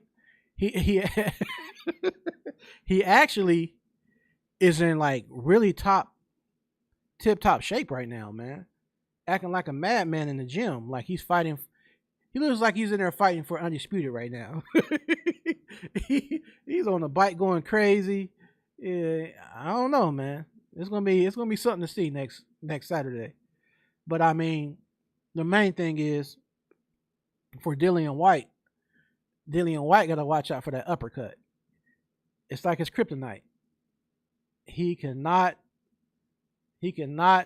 take the uppercut. I don't think it matters if it's a left uppercut or a right uppercut. Uppercuts in general, and Dillian White is like water and oil. It does not mix. Every time he gets hit by uppercut, he finds himself on the canvas. So yeah, he has to devise a plan and a strategy for sure. To where he's I mean, who's ever training Dillian White needs to set him up to prosper and not for failure, if that makes sense. So shout outs to Dillian, the body snatcher White. Uh, Rob Elmore, you said cap on the Ortiz fight, so you got Boots Ennis winning. That's what's up. Rob Elmore, Ortiz camp said they did not receive an offer. Oh, really? Okay. Send me that information in my messenger, Rob Elmore. I want to read up on that situation. If they didn't receive an offer, then like you said, that is cap. So I want to see this. So we can get everything accurate. Rob Elmore, I call White Holyfield because that's how good his fans think he is. Hey, bro. Hold on, man. Let me try to read this without laughing. I love the sarcasm, family. All right, so Rob Elmore. So y'all listen to this, y'all. This is a golden statement by Rob. He said, referring to Dillian White, I call White, in quotes, Holyfield, because that's how good his fans think he is. He is a B-level fighter. That's a low blow, man. Oh, man.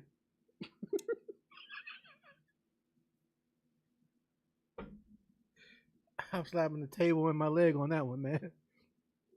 Oh, that's hilarious, bro. Big shout outs. Dilly.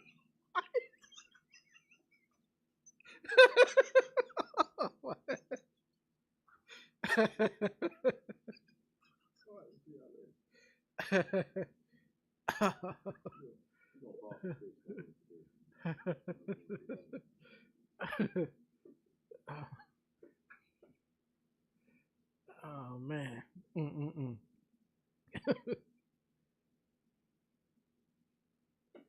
All right, so while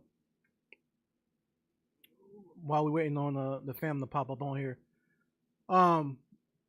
there was an interview on Talk Sports out of UK with Buddy McGirt. Speaking of Dillian White, Buddy McGirt is the trainer for the fight next Saturday. And he said in quotes, bullets and gun smoke, nuts and guts. The words of trainer Buddy McGirt in regards to his fighter, Dillian White. Buddy McGirt confirmed they made it safely over to Saudi Arabia. So they're over there already, and they'll be there, ready for the fight Saturday. Buddy McGirt said he has not studied Moses and Tuma. A lot of people raised their eyebrow at that. Like, you're not doing any film study for your fighter to know who he's fighting? That's kind of different. And in response to Talk Sports, Buddy McGirt was saying that he gets his fighter in a war mode mentality. He said when he used to fight, when he was a boxer, he went into a war mode, locked in mentality. And Dillian White can make adjustments accordingly in the fight as it's happening. What do y'all feel about that? Do you feel that that's a smart move, or do you think that Buddy McGirt should do film study on Moses and Tuma to understand some of the habits, whether they're bad habits he makes?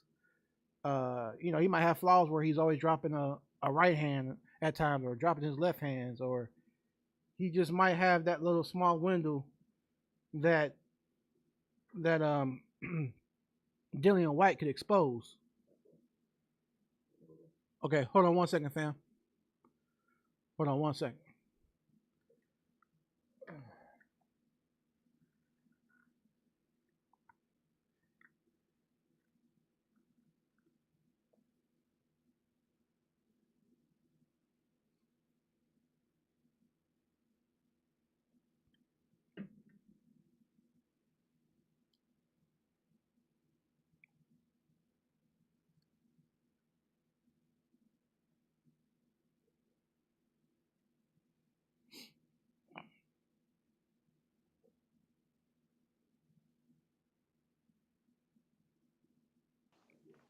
All right, can you hear me?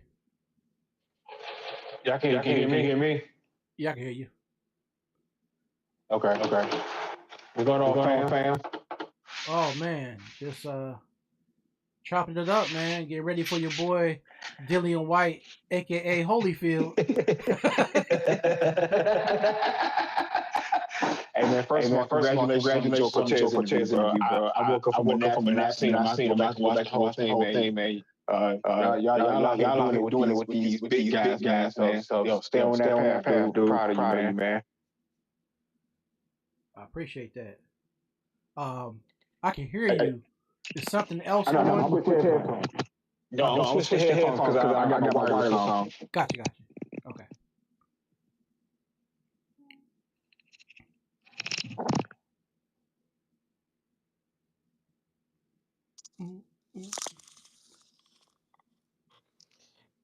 Okay, can you hear me? Yeah, I can hear you. Okay. So, as far as what you were saying in the chat with Virgil Ortiz, so that's Cap. The It's Cap. They instantly went online and answered back saying that they didn't get no offers from Eddie Hearn. That even though Bruce and them is saying they signed their end of the deal, they saying like, no, we ain't heard from Eddie Hearn like that. So that's all Cap on the end, and Hearn is not their manager, whatever. So I think it was more of a PR move from Hearn, and like it could be and it could be not, man. If they claim that they ain't signed no contract and they ain't seen no offer, it's usually a tactic, man. With the internet, all you do is go online and say, "We sent him an offer. We signed our side." And fans, man, they don't really check when they in emotion. They don't really check to see what he's saying. They just kind of gravitate towards that. And then, oh yeah, he did sign. He signed. Well, he ain't signed. He's scared. So I think it's more of a PR thing to get Boots. But I heard Boots has already got a fight lined up. I can't pronounce the man's name, so I don't want to misuse. I think his name is Lima. Rashidi Ellis. To him? Nah, it's some dude named Lima, I think. Cam J got more information on the name. Okay. I don't want to mispronounce it. Gotcha. But I heard that they're fighting him. It'd be good to see Boots at 150. I mean, at 154. At least he won't have that much weight to cut. Trying to squeeze down to 147. As far as Miller, I ain't paying no attention to him, dude. You a two-time cheat. Even if you did climb the ring, you might cheat again. Although I still would like. No, you know what, man? Wilder in his last fight, that's my dude, and I love him, man. But I don't know. I don't know, man.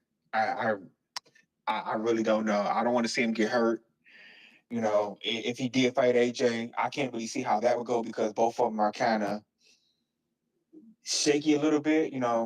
Both of them. Wilder's coming off a good win for him, and he uses jab correctly for the first time in a long time, man. But I don't know, man. I don't want to see him get hurt, bro. So I don't really know about that fight, to be totally honest. I don't think he's scared. He got money, you know what I'm saying? So he's just fighting he said he's fighting, in the interview, he said he's fighting to prove something to himself now, because the first time he went out to fight, it was for his daughter, and he fulfilled that promise. So now he's looking for like another fight. And I've been saying that, like, what's your next fight that's going to keep you lit to fight? And again, I could be very wrong. He could step in the ring and, put a hurt no Miller. It's all out when you get in the ring, you know what I'm saying? And what I said about Jared Anderson, and you made a good point, he might not have PTSD. It just seemed like he wasn't ready for that Bacoli fight, man. They rushed it. Top Rank was slow walking him, and they threw him in there like that, man. And I think he needs a couple more confidence builder fights before he steps into something that big. Again, like when you get down now, you got to shake it off. I think he needs to shake it off.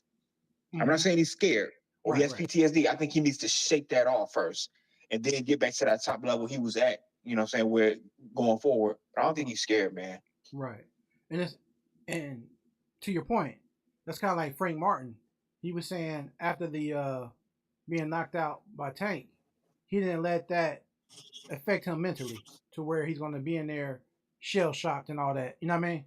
And that's a good thing when you can rebound like Frank Martin and still want smoke. That says a lot. Like, you gotta be careful with that smoke too, cause you can't keep putting your fighters grind after grind after grind. You gonna kill him. You gonna hurt him. Right at But that level. I'm glad to see. Right. Yeah, I'm still glad he got that fire though. Right. What's going on, Eugene? Hey, what's going on? I heard the same thing about Virgil Ortiz. His dad did an interview and he said that they didn't have anything, and he said, "Don't listen to nothing unless it comes from them." So it might be so. They might be trying to get some cap. I don't know, Right, right. but rumor has it they're trying to say it's supposed to be happening in January. Okay, give us 1 second. I can hear you, Uh, but I don't know if your camera's on. no, my camera's off. I'm outside barbecuing. Got you. Okay. Yeah, I think that I can't talk that long, and then let's get back to Dillian White. Okay. Now I see Dillian White losing, but he's looking slim and everything. Yeah, he What is. happens? What happens if he takes a pass? If he takes a pass round 6, Atuma hasn't had 12 rounds. Mm-hmm. Is this a think it 12 is. round fight? Yeah. It's a 12 round fight. Now, I'll be interested is if Dillian doesn't get the uppercut. What if he takes him in around 6, 7? Does Moses have the stamina to keep up with him? Dillian is battle tested. He's went the distance. And that's probably why they're gonna try to get him out of there between those rounds too. That's what I'm saying. Before. That's what I'm saying. They're gonna try to get him out of there. Now, if for some reason he makes it past that, what do you think? That's where it could get interesting because we don't know his gas tank. We haven't even really seen him get punched before. So, what do you think will happen? It's gonna be You know interesting what? to see him get hit with that left, especially if that left hook hits him. I'm not talking. We already know about Dillian White is a sucker to the left hook. No, I'm talking about if the left hook hits Moses. That's what I'm. My bad. I'm thinking of the uppercut. Yeah, what happens then? Yeah. Okay. Yeah. You make a good point, man. I think that's what we're gonna find out, and I think that's where. I think that's what Dillian White is trying to do. You know what? And we're going to see Moses shift gears then. If he like, yo, I got to go deep and dig in my tank and bring out this dog in me for these next 4 rounds, either he gonna bring it out or he not. So this is. I thought it was more of a test for Moses than Dillian White because he's already battle tested, and Dillian White is on his way out the door. So he really has. He's really just trying to show the public that this dude is a pretender. That's what this fight represents to me, and I think it's going to have to bring out the best in Moses if it goes past the rounds. But I think they're going to try to get him out of there real quick before they even get to that point. And like I said, we'll see. We will see. Uppercuts. When was the last time Dillian White had a good fight? I'm trying to think. I can't even remember. He got knocked out by Fury. Then he was supposed to fight Joshua. And I remember that White had a good show. I mean, he was decent, not great. No, he wasn't great. He was okay. I remember Franklin fight. Yeah. I thought Franklin was. Where is he? I don't know. I didn't see Franklin after those 2 fights. Right, and he slipped. He did. No, he had one, and they played it on the.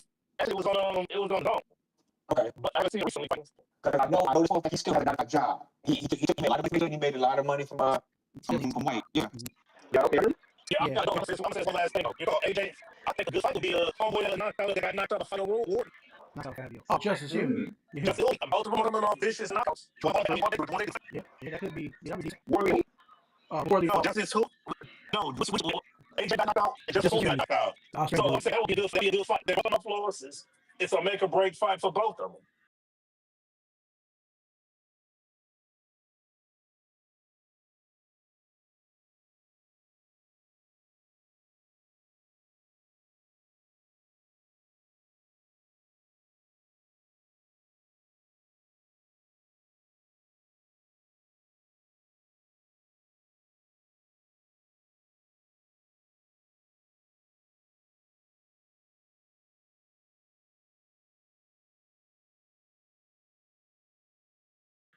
Throw them in there. Yeah, that could work. Or or Daniel Dubois rematch. They both got knocked out. AJ was knocked out by Dubois. Dubois was knocked out by Usyk. Here's the thing. I get what you're saying, man, but AJ has been gun shy since he's been gun shy since the what's his name match. Since he lost to oh god, Ruiz. what's his yeah, since he lost to Ruiz. I mean, it hasn't been the same AJ. AJ I, was I personally think the A- Klitschko fight did more. you think Really? the Klitschko? The Klitschko war to me is probably what, because they said AJ kept saying like, man, I didn't know it was gonna be that it could get that deep after the Yeah, Klitschko fight.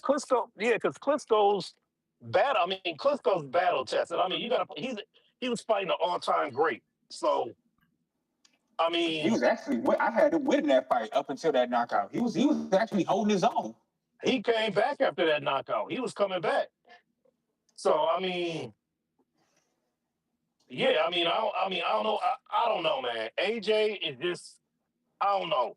He's not the same one. And when he got knocked out by Daniel Dubois, I'm like, that looked like a little love tap that he hit him with. But maybe it was harder than what I thought.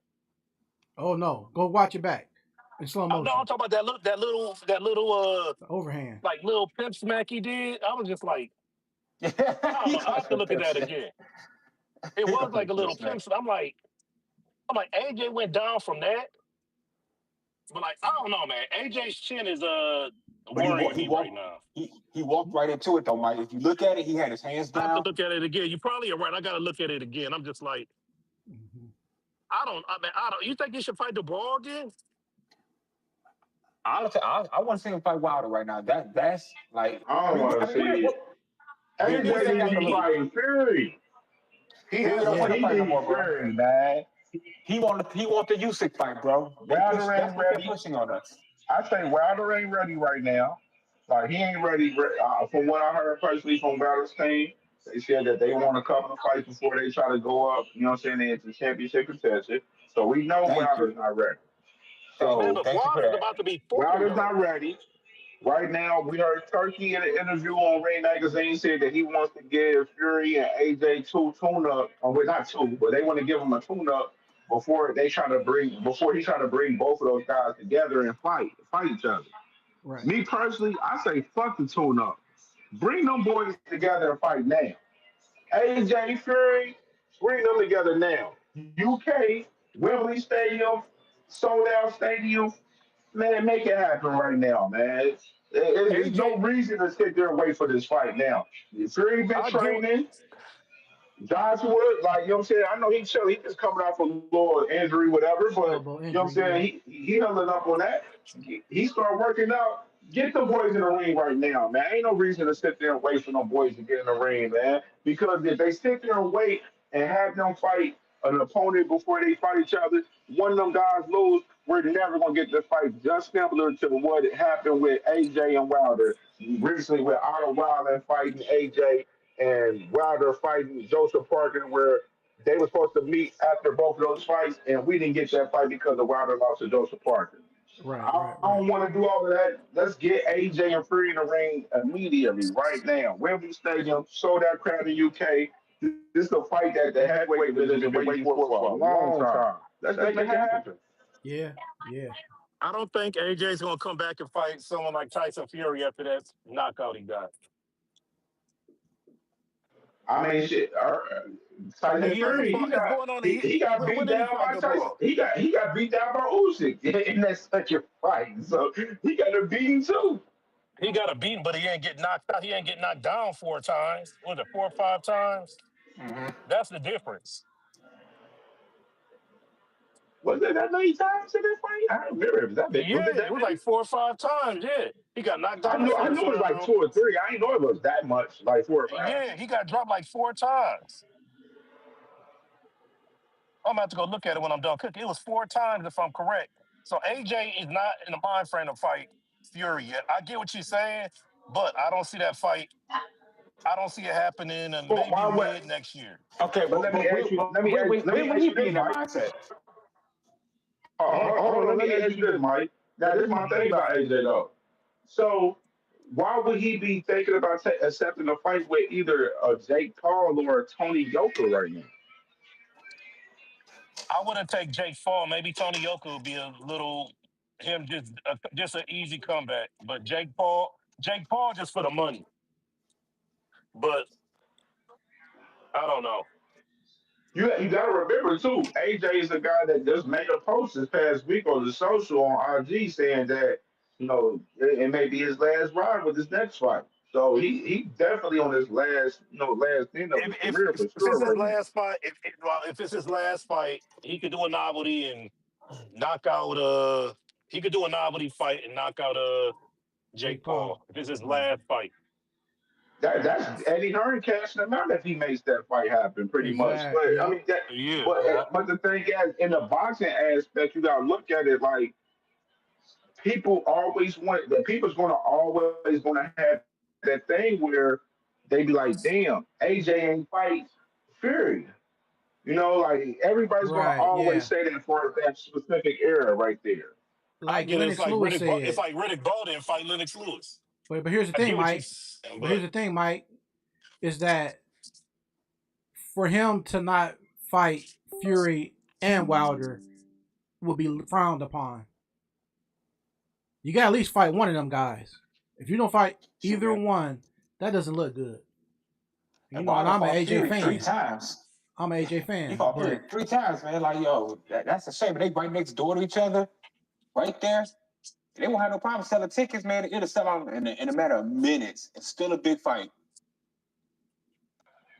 Facts, bro. That man, those tickets don't be like we was talking about it earlier, where I was like, man, those tickets up there in UK don't even be much at all. Man, I heard a UK fan tell me that those tickets be like $10, $20 up there.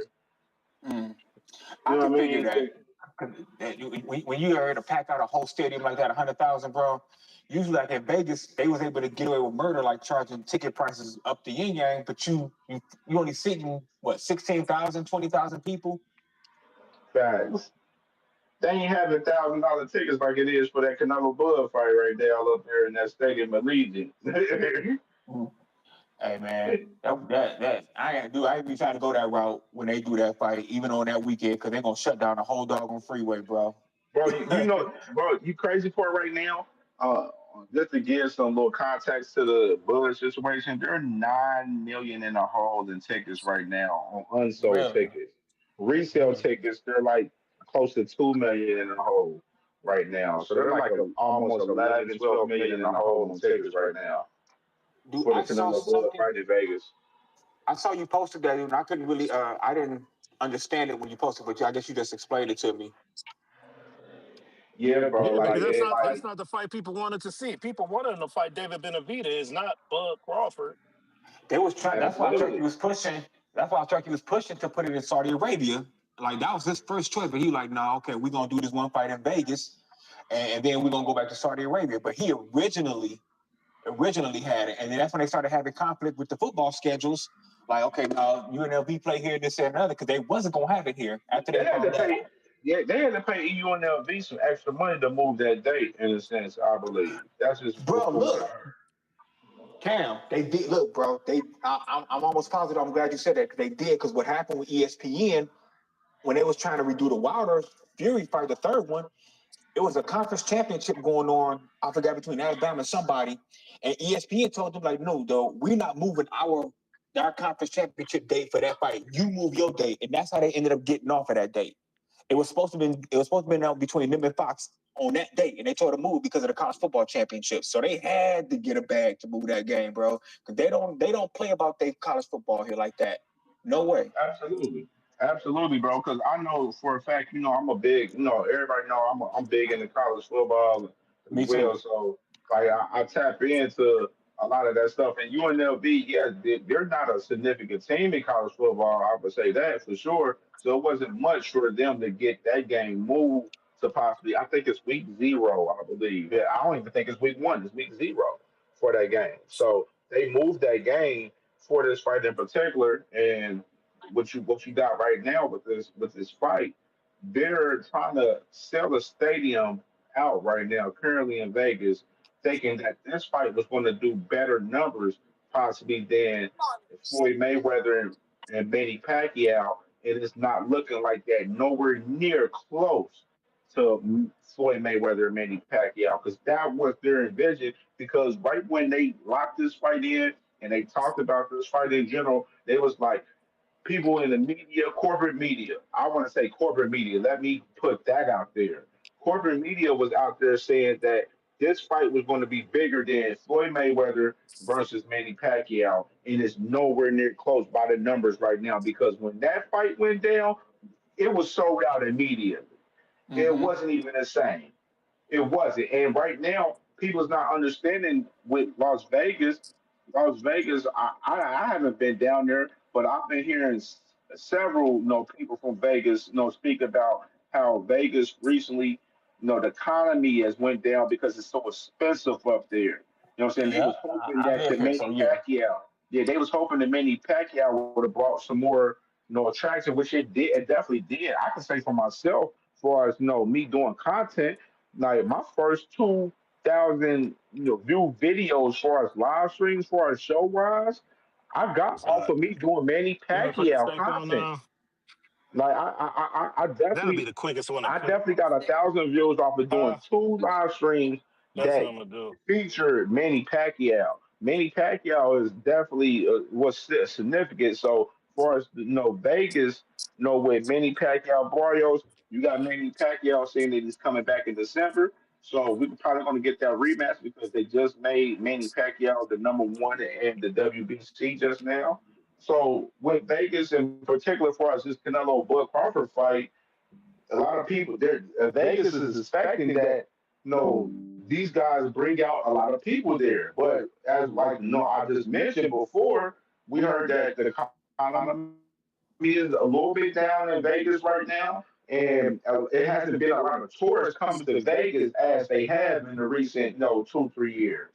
Yeah, I And can. Rob, you're down there, so you will be able to contest to that. You know what Oh, I mean? bro, I could definitely vouch for that because like right now this is what tourism I kind gotta of go, man. because like Okay, Mike. All right, because good. it's not as hot. You know what I'm saying? They come in. It used to be a Wednesday. They come in a little bit. Thursday they start coming in. Friday they have not been at. They raised the prices because number one, when you stay here, I moved here, it wasn't bad. Then they raised the prices on because you stay here, it bumped them. But the cost of living went up, and now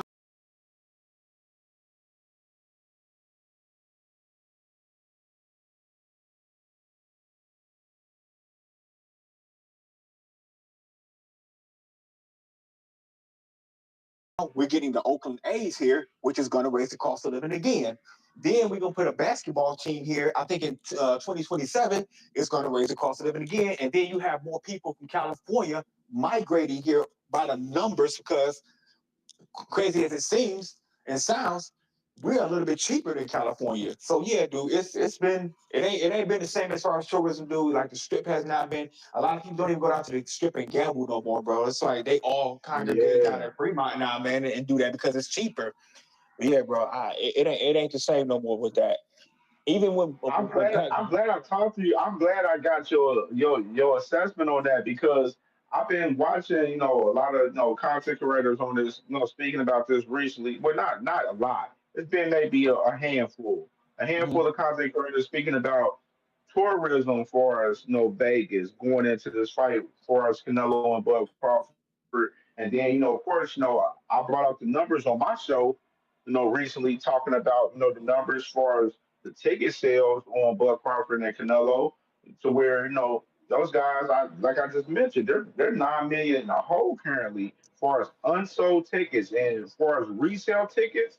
They're like close to like 1,500 to 2,000. They're like 1,500 2,000 in a hole as far as those tickets. So you add it up, they're like as far as tickets sold from the unsold and resale tickets, they're like 6,000 tickets in a hole to where they're trying to make this money to cover that 11, 12 million right now from unsold and resale tickets right now currently. You know what I mean? Yeah. Hey, and I told you, bro, I promise you, on everything I know and love, Cam, I was on Boxing Scene, bro. When they announced it on Netflix, I saw the article with my own eyes. It said Canelo was going to be paid from streams for the fight. That's how he was going to get his money, and everybody else on the card was going to get paid from the I'm mad gate. they deleted that article, bro, because I sure would have talked about it on my channel because it's so Bro, crazy about that. My thing about that is like this is my thing about Turkey Al-Sheikh on this situation. All right, you have a fight like Ryan Garcia Rolly be pay per view. You have a fight like Canelo versus Skull be pay per view. But then the main fight that you should be trying to make your most money on, especially off of your investment, because you're investing your money into Canelo more than anyone that you ever, you ever encountered. Hmm. You should be having this fight for pay per view. They got this fight on Netflix for free. I don't know for us the money situation, for us the Netflix situation, for us they got going on, which is I don't think is much of a stretch for us them, splitting money with Netflix on this situation for real necessarily.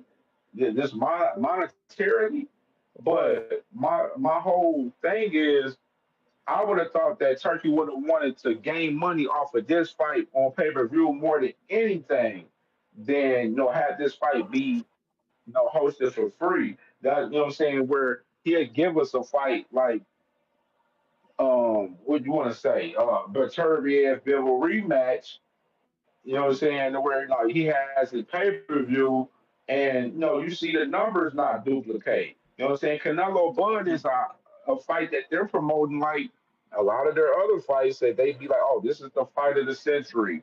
This is the fight of the year and stuff like that. They be having these, these so-called names for these particular fights that he puts on just to drive, the boxing fans marketing wise, looking like, oh, these are big super fights right here.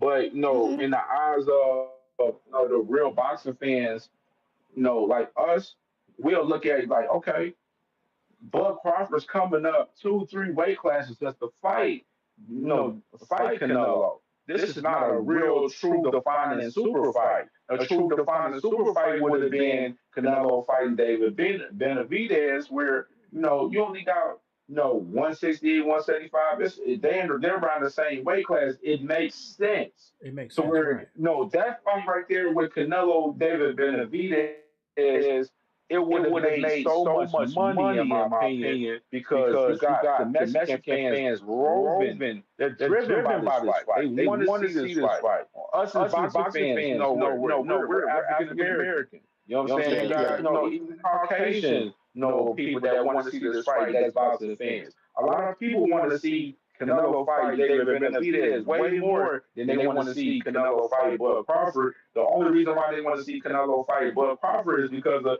Bud Crawford. He didn't beat Earl Spence. Bud Crawford in recent time after that fight with Earl Spence became a significant name because that was his, his calling fight. That was his, draw fight of his career to where people like, okay, we wanted to see Canelo versus Earl at one point. Now we want to see Canelo versus Bud because Bud beat Earl now. So that that's the case in that case. But at the same time, the true boxing fans more so will want to see a person fighting a guy around their weight class rather than a guy fighting coming up 2, 3 weight classes because we already seen that with Canelo fighting Jamel Charlo coming up 2 weight classes. We seen him do his damage on Jamel Charlo, and Jamel Charlo was a guy that literally went up to he was at 154 and cleared out his division to become undisputed. We didn't get Bud Crawford clearing out the division with undisputed at 147 due to the fact that he fought a guy in Errol Spence that had 3 titles to where you beat him once, you got all the titles at once. Just look at Yeah. Bud Crawford's his undisputed run. You know what I'm saying? For as him, he like Bud Crawford, and it's not me trying to go critique him and really be like on some real BS with him on in a sense. But I'm just looking at it, how I look at it. Like Bud Crawford, he was a guy that he knows his team, which is he came from top rank. He knows right matchmaking. He knows the right timing of fights and when to get those particular fights with certain guys. You know what I'm saying? If you do the history for us, the negotiations with Earl Spence and Bud Crawford, it was a lot of lot of messed up stuff in the negotiation because that fight was negotiated within upon 3 years upon Hmm. 3 years. You know what I'm saying? Where Bud Crawford had a fight among those 3 years. And Bud Crawford, you had Earl Spence literally sit on the shelf for 2 years just waiting for that fight because he was determined just to get that one fight. I mean, and after that one fight, we see what happened in the results. and we haven't seen Earl Spence almost in 2 years after that fight now. I mean, so when I talk about this type of stuff in depth, because I got a memory of it all of it, man. I remember everything. I can break down all the whole negotiations with Earl Spence and Bud Crawford and all of that. Everything with Canelo ducking, David Benavidez, Berturbian. You want to go down to Andre? What I'm saying? We can go down to a whole list of Canelo ducking certain fighters in certain particular situations, but it just shows that in boxing, your promotional companies, your managers, the fighters, they're going to move in certain ways to get title shots, to get certain opportunities. And I always say, boxing is one of the dirtiest games, bro. It's the dirtiest sport, like literally, in my opinion. It's the dirtiest sport from the fighters No, no. to the trainers, the coaches, the sanctioning bodies, the promoters, but it goes a whole list of line. So that's why I always try to tell people, like, y'all be cautious of where you get your information from, and read the room into a lot of these situations, because a lot of these situations is more common sense than it being more difficult. You know what I mean? For sure. Dude, I've always said that, man. Boxing is probably one of the most unfair sports in the game. Like, you can get a guy who's been in the gym putting in work at 147, and then you get a guy with 3, 4 fights come up and like get a title shot. You know what I'm saying? It's always been about who you align with and who got the power. Even back in the 80s, even back in the 80s coming up to now, man, if you weren't aligned with Don King as a heavyweight, you had to sit out. You had to play the game and get it in there. Right. Even when they was on HBO, and this is why when Showtime came on, man, Manny Vince picked up and went over there because Top Ranking and Don King was hogging all the good dates, and they like, yo, we got Holyfield, we got Sweet Pea, we got people we can showcase. So it's a nasty sport, dude. It's like, I'm not mad at the boxers when they get their money, man, because at the end of the day, when they're done, people forget about them, man. They end up slurring that language. Like, I seen a lot of fighters do, and I'll be like, dog, you just took one too many punches to the head. Like, I seen a picture of Wilfred Benitez's condition, man. It almost brought me to tears.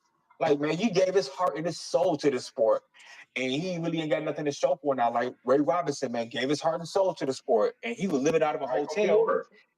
Right, and it was getting checks from Frank Sinatra for doing commercials. Like, all that money was going to him. Like, dude, and all those promoters are still here. Everybody who was back in the 67, they still here, bro. You know what I'm saying? So I'm not mad at that, man.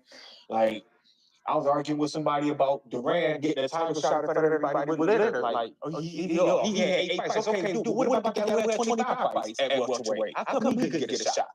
You know what I'm saying? You know what I'm saying? I had the same problem with Manny Pacquiao. Like Manny Pacquiao, like before he fought Barrios, was number 5, and now they got him at number 1 in the That's WBC too. Like, you crazy. know what I'm saying? Like, just because they want to get that that monetary gain off of Manny Pacquiao name, fighting Barrios in a rematch. Like, you know what I'm saying? Like, that's where you got TKO trying to come in and change the Ali Act and all of this shit right now. Like, that's absolutely reason why, for sure. Like, and people don't understand that in that aspect, for sure. Like, you got situations with you know Canelo, where Canelo, he got to decide where his career is going to go. If he's going to retire after this blood fight, or he's going to of course, he got 2 more fights from the Turkey deal, so he got to do 2 more fights in the 2026 for sure. But then you got situations like with Michael Hunter now. He's about to fight Big Baby Miller now, Jarrell Miller Mm-hmm. on that Oh, card. really? No, Michael Hunter was set for a title shot to fight the guy Pulev under Don King Promotions. And Don King, he fought for that purse bid, where he won that purse bid for that particular fight. And I was surprised that Don King was like, okay, Michael Hunter, we're gonna go ahead and let you fight this fight with Jarrell Big Baby Miller. I'm thinking that he's thinking like, all right, you go ahead and fight that fight. Let me go and get that promotional fee off of you. You know what I'm saying? Like, Mm-hmm. because they know Don King doesn't have the dates anymore. He doesn't have the networks like he used to in the past and stuff. And the guy's 90 plus now. So Yeah, yeah, I yeah. understand. Some people got to understand the business moves for some of these guys in a sense too. Like, when it came up to like no Dimitri Bevel in that particular case. As far as that, I didn't like how Dimitri moved because yeah, you was undisputed after you beat Beterbiev in that rematch, but then they mandated you to fight Benavidez for that WBC. You vacate the title, and then you vacated that title because of Eddie Hearn and yourself. Both of you guys were saying that y'all was contracted to fight Beterbiev in the trilogy, and then the trilogy's not even happening. We got Beterbiev fighting Dion Nicholson now, November 22nd now, Right. and then this man Bivol, he comes out saying that he had surgery, but then Bivol, we just seen you working out last week. It looks iffy. It looks shaky to me. You just working out last week, and then all of a sudden you got a back surgery. You ain't fighting Benavidez nor Bevel, and you ain't even probably about to fight your mandatory in the IBF and Michael Yeah. Ivory. They're about to end up Nah, fighting another guy for that strap right now for the interim nah, dude. title. It's Yeah, he just gonna drop nasty that. work.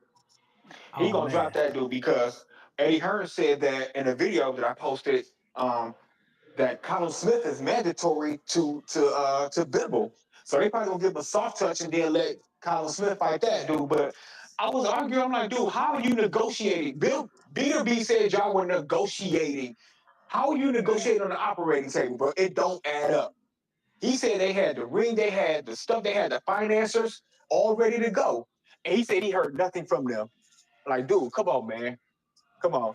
Can you heard him say Your Beterbiev? Beterbiev said that I feel like Bill will try to age me out right now. That's exactly his words, verbatim. He said, I feel like they try to age me out. How old I'm going to get before I fight this trilogy fight with Bevel? it's probably not gonna even happen now, man, because he gonna be. I mean, he's already 40, man. Like, if they wait till next year, it's gonna be even worse for him. So he's just trying to stay busy. And he said he was more pissed off because he gave Bill an immediate rematch. Like, he didn't even think about it. Like, I beat you. Let's run it back right away. You make a good point right there, Rob. Yeah. But I'm at the point now where Beterbiev should just keep it moving. I wouldn't even worry about a trilogy. For what? A lot of people didn't want to see it anyway. So I mean, for what? Okay, 1-1. Just keep it moving. Yeah. If Bivol gonna Right, but now, now, be now, on now, that moving that now type of way. let me ask you this, Benny. What you think about because I seen David Benavidez. He expressed interest in his interview that he had. I think it was with Fight Hub, I believe. He Mm-hmm. had an interview the other day where literally like within the last 24 hours with Fight Hub, where he expressed the interest of him fighting Beterbiev if both of those guys wins on this November 22nd card. What you think about a big 175 pound class between David Benavidez versus my man's, my dog. That's gonna be. I love Beterbiev, man. Like David Yeah. Benavidez, Arthur Beterbiev, sign me up. I know Beterbiev is close to 40, but I'm still willing to see that. What you think Facts. about that, cuz? I like that, fam. That would be off the chain. Fireworks. It's gonna be fireworks. Dang, man, Mike. And I'm trying. yeah. I'm go ahead, Mike. Go ahead, man. And I was just saying it's gonna be fireworks, man. I would love to see that matchup, man. Because one thing I like about David Benavidez, he can get gritty, he can get in there and brawl, but he can also got some boxing technique too. So he's kind of like a best of both worlds. And then Beterbiev, you know how he is. Beterbiev is just Beterbiev. So I think Benavidez got the type of style, and he has a better boxing brain than he's getting given credit for. Uh, Fact. People just they talk about Benavidez in a similar way that they talk about Tank Davis.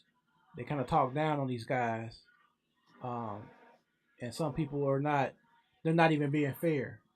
As soon as they hear Benavidez, it's some type of slander. I'm like, bro, why are you hating on this man like that for? You know what I'm saying? Like, what is it? What is it about It's your him that you just? Bean. I tell you what it is. It's your boy Bean. It's your boy. It's your boy Mike. Mike, the PVC haters, man. The PVC haters be coming out, man. They be showing their true colors, man. Like one that hate on PVC, all the fighters on the cars and all of that. Oh, David Benavidez, he bent the knee for Turkey, bro. Who is it to fight at 175 at PBC right now? Let's be real. It's nobody there. The fights is over there. You know what I'm saying? So David Benavidez has to go over there to fight, Anthony Yardy to try to get to Dimitri Bivol or Artur Beterbiev. He has to right now at this point. And You know let's what I'm saying? just Go mm-hmm. ahead. I'm about to say this is play devil advocate. So you got the PBC Island here, Matchroom, Golden Boy, or whatever. At the end of the day, if Benavidez was no longer PBC, he was Matchroom or Golden Boy or Queensberry. At the end of the day, that don't change who he is. It might change the way the people that are above him steer his career, but it ain't gonna change who he is as an actual fighter. Facts. So would you feel the same way if Benavidez wasn't PBC? Would they still feel that same way to the No, ones that are I don't hating think on him? so. Oh no, No. they love him there. They send him flowers and bouquets and everything. Dude, it's all about who you align with. You know what I'm saying? And people been hating on PVC since their conception. And the main, like I said, main reason because he took down Al Haymon took down a power structure that put the power in a fighter's hands, which is TKO, and I'm trying to put it back in the promoter's hands. I will still like him. And then one thing that I hate when people talk about Benny, oh, his power don't translate. Why? Because you ain't knocking everybody out? Dude, when you go up, and you can go check all the fighters, man, that have ever climbed the charts, including Manny Pacquiao. You wasn't knocking everybody out once you hit a certain weight up there, man, because now you're fighting guys 10, 15 pounds bigger than you. Usually the knockouts stop when you go up. Your power Mm-hmm. definitely translates. You ain't got to knock nobody out. They going to respect your power. Just because you didn't put them on their back don't mean you ain't got no power. Now, I Exactly. think when Benavidez really kind of settles in, now he can He was cooking. He went Yeah. out. Oh He shit. was cooking. He was Bro, cooking. it was just like even just to add to it, just like with guys, you see guys come going up in weight, like a guy like Teofimo Lopez. He was stopping a lot of stuff. You know what I'm saying? A lot of guys at 135. You know what I'm saying? He get up to 140, he ain't stopped nothing at 140. He Right. had one knockout at 140. You know what I'm saying? Like you see, you see the power translate when you move up in competition with certain guys to where some of these guys don't be stopping stuff like they was when they was at lower weight classes. You know what I mean? And I feel like with David Benavidez, I'm not a guy that, as a boxing fan, I believe that David Benavidez, he goes up at 175, he's stopping guys like Artur Beterbiev, Dimitri Bivol and all of that, like he was doing at 168. I don't have that belief in that, in my opinion. You know what I mean? Because I think that's just you just jumping the gun on that because we seen these guys like Artur Beterbiev and Bivol, they haven't got stopped. They haven't got stopped, and David Benavidez is a guy that he stops guys off of accumulation of punches. Not no, he's not a one knockout punch guy. He's never Right. been that type of guy. Like Mm-hmm. that's not his style. You know what I'm saying? Like Right. he likes to break you down, 100%, mentally, physically, and that's how he stops guys. He's never Mm-hmm. been a one, knockout punch guy. Not saying that he's never done that because he's done it at times. But I'm Right. just saying in general with David Benavidez, that's not his style to stop you off of one punch. Exactly. Exactly. Um. Now, just to rewind back about something I was talking about, did you see that Joseph Parker send that message to Usyk? He made a song.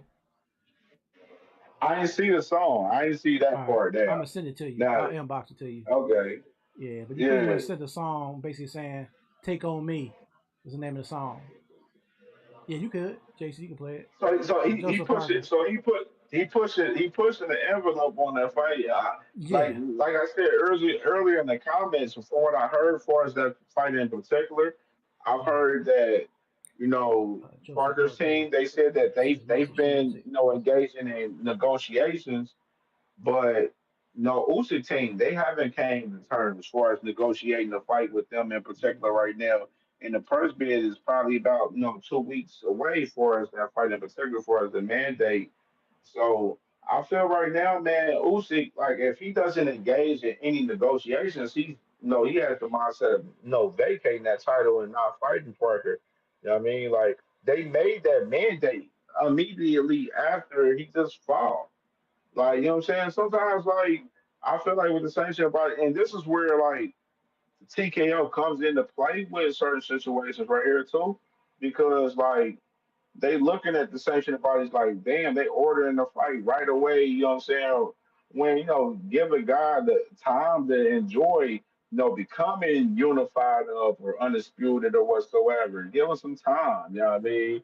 And this is crazy, man. I sit there thinking about this fight in particular with Usyk. I'm like, Usyk, eh, he didn't care to fight Parker in the beginning earlier in time like far as like after like he what I'm saying when they was talking about that fight in particular after he beat Fury. So it's like what he beat Dubois, what makes people think he gonna what I'm saying want to actually take this fight with Parker now, especially if it don't make the same money that he's been getting. Because also Right. been getting some great bags, fighting, Fury twice and fighting Joshua twice and fighting, Dubois in that one fight in Wembley. You know what I mean? So, what I'm saying? It just be different at times for us that with Usyk right now. Usyk, right now you can say, he's definitely, he's 38. So he's 38 Mm-hmm. years old. He's going to tail in his career, man. He's going to be laying it down sooner or later. Absolutely. Yeah. dude. Yeah. And that's why, Absolutely. man. That's why when you look at boxing as a whole, too, man. And I'm glad you said that. This is why we didn't have undisputed champions, even at some of the lower weight classes, do. Because number one, they didn't want nobody. They didn't want the belts telling them what to do with their money. They didn't want nobody collecting them heavy sanctioning fees off of them like that. Like Oscar never was undisputed. He fought for undisputed at 160, but outside of that, he had maybe two belts and then he'd drop it immediately. Dude, they was trying to build their name. They didn't want them to like come in the ring. In fact, I think when was that Fury fought Klitschko, dude, as soon as they announced the fight, the IBF was like, yo, you got a mandatory to fight I think it was Glasscoff. But Duva made a stink about it. And I can't be mad at her because she's trying to get her fighter, a title shot. I can't be mad at her for that. And that's how he ended up fighting that dude with the dreads, man. He's from PBC, the Southpaw. I forget his name right now. That's how they end up fighting for it. You know what I'm saying? But like these guys out here more for their money and their name versus the sanction about it. And this is why undisputed hasn't really been relevant in boxing, man, as of late. And even back then, it was kind of relevant in the heavy. Oh shoot! My fault, dude. They over here lighting it up. Are you good? Yeah, they good. They was busting caps last night though, but Uh, but yeah, this is why we ain't seen. And even at cruiserweight when Pablo, Hernandez was fighting, Nathan Cleverly and all of them, they wouldn't call for that, dude. They stayed separate, man. They didn't want nobody telling them what to do with them belts, man. And it's kind of like that now. yeah. Yeah. So I got a couple of more things I want to talk about before we close it out, because Cuzzo got his show going down here shortly. Kindle. So he wanted Cam J to check him out. Um. So Big Baby Miller and Michael Hunter. What's y'all? How does that play out? What you think?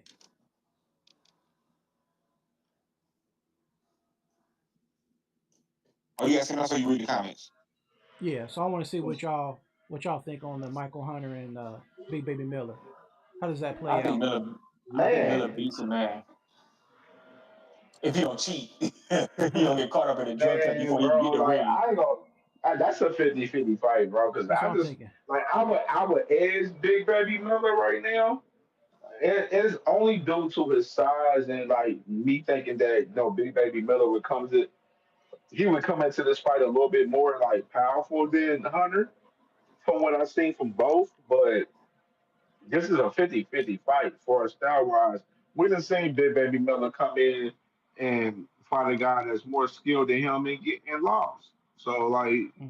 it's just I was really intrigued with the Anderson fight, man, with Miller, man. I ain't gonna lie, I was really intrigued with that. But you remember I mentioned on my show, bro, when I posted that video with Anderson and Miller, and I'm like, bro, Anderson looked uninterested, and then my brother Marcus from Ohio Runs Boxing, he said the same thing yesterday when I was live. He's like, man, he looked uninterested. I'm like, I ain't tripping. You know what I'm saying? Because he looked Right. uninterested and stuff. So like we like with us as boxing fans, I always try to like acknowledge that we you got to pay attention very closely to like some of these fighters' interviews, their live streams, whatever they got going on for us content, and read between the lines and read the room on what they say. Look at their demeanor and stuff in certain situations and stuff to where you can scale stuff out. I'm not surprised at all that Big Baby Anderson, Jared Anderson from Toledo, Ohio, man. I love the guy, but I'm not surprised that he's got out of this fight because of the fact that when he was in front of Big Baby Miller, he looked uninterested, like he didn't really want to fight. Like he didn't want to fight no Big Baby Miller for real, honestly. You know what I mean? So we Yeah. got this fight now with Big Baby Miller and Hunter. And like I said, I'm surprised Don King, really granted this, but I had to understand the business side of it for Don King. He don't have many dates. He don't have much going on, and he wants to try to generate some money for his company that he has going on currently.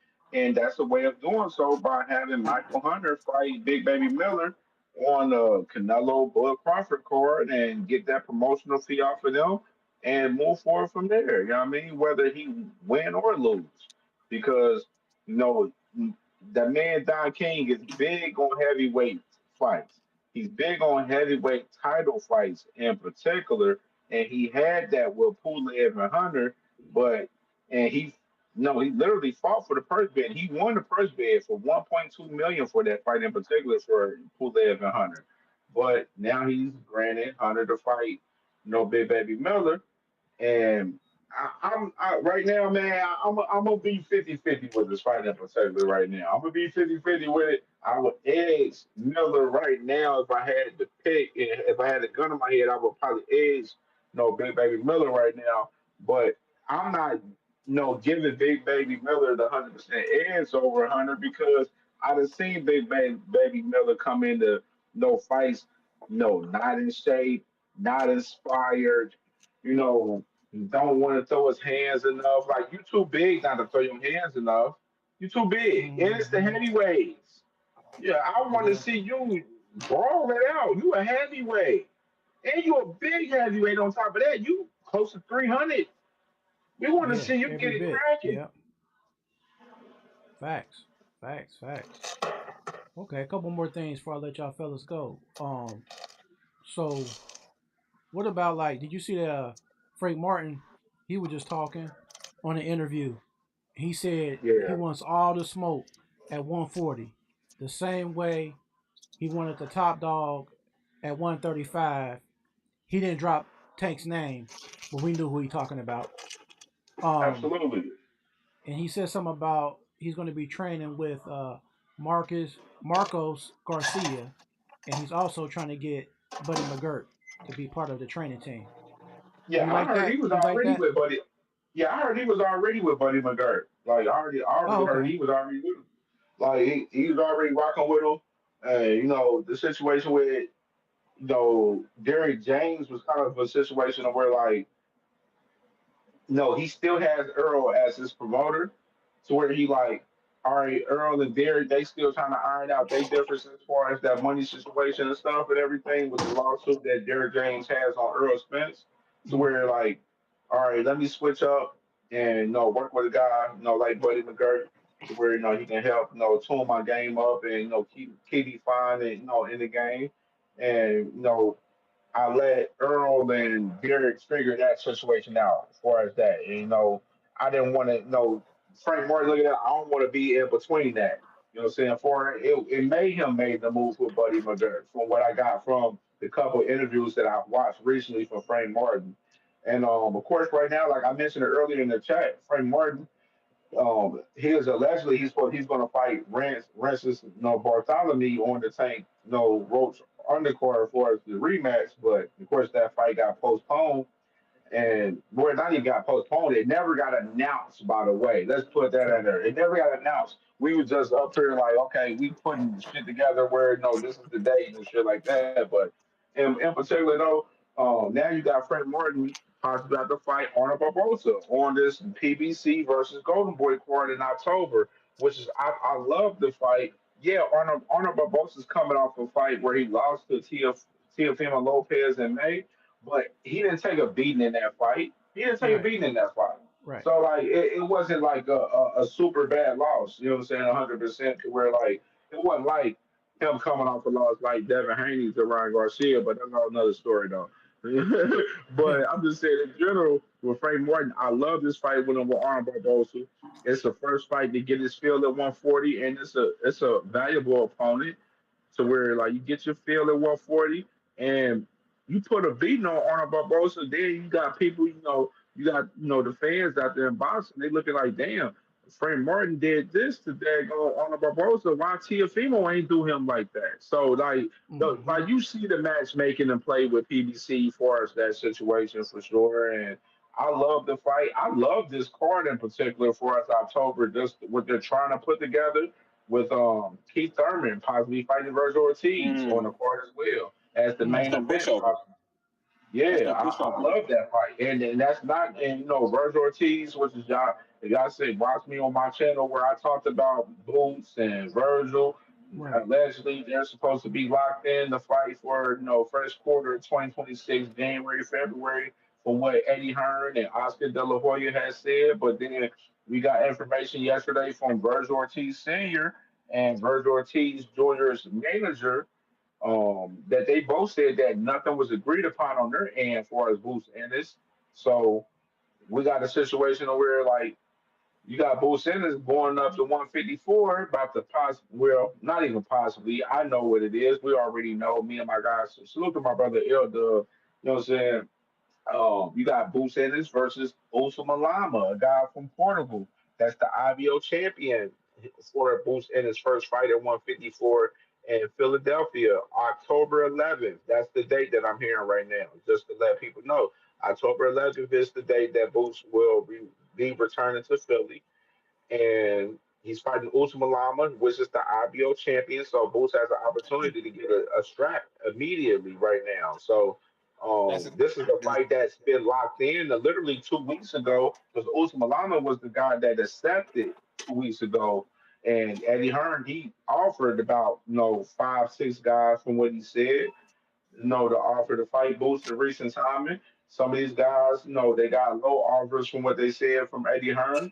Rashidi Ellis, he was a name that got a low offers, talking about 250,000 along with Charles Conwell. And Rashidi Ellis wanted more money. They offered him 500K. And then Usman Lama, he already accepted a couple weeks ago. Eddie Hearn and Boots, they like, man, we want to take the Lama fight because of Rashidi Ellis. He didn't want to take the money that we offered before, but then we offered him 500K. He didn't want to accept that. And then he wanted to come back around full circle and accept the money after we already accepted the offer with Usman Lama. You know what I mean? It just comes full circle on how this boxing game works. Some of these guys ain't willing to wait on these guys. If they offer you a nice amount of money that you never made in your career because a guy like Rashidi Ellis, you ain't made 500K in your career. So why are you declining it right now? Hmm. Like you up here. I know. I understand the business side to where these fighters like, yeah, you get offered her fight 500K, and then you like, oh yeah, I gotta pay my manager, I gotta pay my promoter, I gotta pay my trainer, my team, and etc. You got all these expenses that you gotta pay, and where you break down, you don't have as much money as you would think. But in a situation where with Boots Ennis for Rashidi Ellis in current timing. Rasheed Ellis is the guy that got stopped by Romaine Villa, the same guy that Bruce Ennis already stopped. So a lot of people in the fan base, they look at the box record they're like, damn, Rasheed Ellis, you got stopped by a guy that Bruce Ennis stopped already. Why is you ain't set the 500, no 500K? That's $500,000 that you ain't even made in your career. You should be taking that offer to fight Boost in Philly in his hometown. I mean, so Mhm. like, let the fans don't see this type of deep stuff in boxing right here. That's why we talking about it. I'm just, you know what I mean? It's crazy, bro. Yeah, for sure. All right, so the last subject, because like I said, Kendall got his show going down, is that when I want to ask you guys. I already asked Rob, so Rob could just put a little bit of icing on the cake before we close it down, and you too, Cam J. But we speaking of Buddy McGirt earlier, in reference to uh, Frank Martin. Well, Buddy McGirt will also be on this Saturday in the corner of Dillian, the Body Snatcher White. So, Hmm. how's this going down with you, family? Cam J. Hmm. And man, bro, it's hard for me to see Moses losing this fight to Dillian White. It is really hard. Like I've been thinking about this fight the last few days, real talk, because we ain't had, we ain't had no big fight cards this weekend. We had a lot of regional, local cards this week. So thinking about the fight for next week for August 16th in Saudi Arabia with Moses Atuma versus Dillian White, it's just I don't see Dillian White beating Moses by any means for some reason, just because I just feel like Moses is way more talented than Dillian White at this current time. Like Dillian White in recent time it hasn't showed me that he can beat a guy like Moses Atoma that's athletic, powerful, young, he's witty in the mind for us, his IQ, you know what I'm saying? Like setting up shots. You know what I'm saying? I would like him to do a little bit more body work, kind of similar to Ajay Cabiel a little bit, in my opinion, um, for as my guy Moses, for as his game. Add the body work a little bit more to his game because I know he be trying to set up shots and head shots and get the knockouts. Yeah, I think it's due to the competition. He can't look at this fight that he has to look at where we got to get a quick knockout and put on the highlight reel. He has to really go in there and fight because this is a 12-round fight with Dillian White. Right, Like he's gonna have to really put in some work. And Dylan White is not gonna go out easy like those guys that he's been fighting over there on Queensberry. right, So Moses Atuma is gonna have to really bring it in this fight and show that he's levels above Dylan White in this fight, which is a lot of us fight fans, we believe Dylan White, he on the tail end of his career. You know what I'm saying? He giving an opportunity to Moses Atuma that some of these heavyweights, they probably wouldn't give Moses Atuma at this moment. They wouldn't give him that opportunity. And Moses Atoma, he's number one in the WBO, so he's in position for a title shot. Most likely. It's interesting because I thought about this earlier too, B. I was like, man, it'd be crazy if Usyk vacates that WBO and then boom, with Parker being the interim champion for the WBO at heavyweight, they try to make Parker versus Atoma happen if Atoma beats Dillian White okay. I like right that one there. You know too. what I'm saying? I Yeah, thought about that in general. I'm yeah. like, man, that looked like that may be the play because I feel like Usyk may not take this Parker fight. So I'm looking at Atuma, and I was asking guys earlier. I'm like, man, are we moving Atuma fast? Are we fast tracking him for a title shot because he's in great position right now for that. Him being the number one contender in the WBO right now in heavyweight. I like that, man. Wow. Yeah, that opens up a whole nother can of worms. But I'm See, down bro, for that's that. been a but Yeah. me and you watch the heavyweights closely. You hmm know Frank Warren's been like how you feel? You feel like Frank Warren been holding Moses back, or now he's fast tracking him a little bit because he feel like all right, he's the guy, like he's the goods for us that we can promote as our next star for us Queensberry for us our brand. Well, I think it kind of depends. If we see, like you say, like Rob, you and Rob feel like Moses can kind of find his groove and get Dillian White out in maybe round 5, possibly, if he can. But what if it's a more testing fight like Dillian White versus Jermaine Franklin, where it's a lot of back and forth and it goes the distance? What if it plays out that way? Um, so I think if it's a fight that he stops Dillian White fairly easily, then they're going to be like, they're going to definitely have the confidence in Moses and Tuma. But if it's a fight where he's kind of like struggling with Dillian, they're going to be thinking about who to set him up with next. You know what I mean? Because he's definitely stepping to somebody who's battle tested and doesn't mind getting knocked Absolutely. out. Dillian White's not afraid to get knocked out. That Dillian White is gonna lay it all on the line for this fight.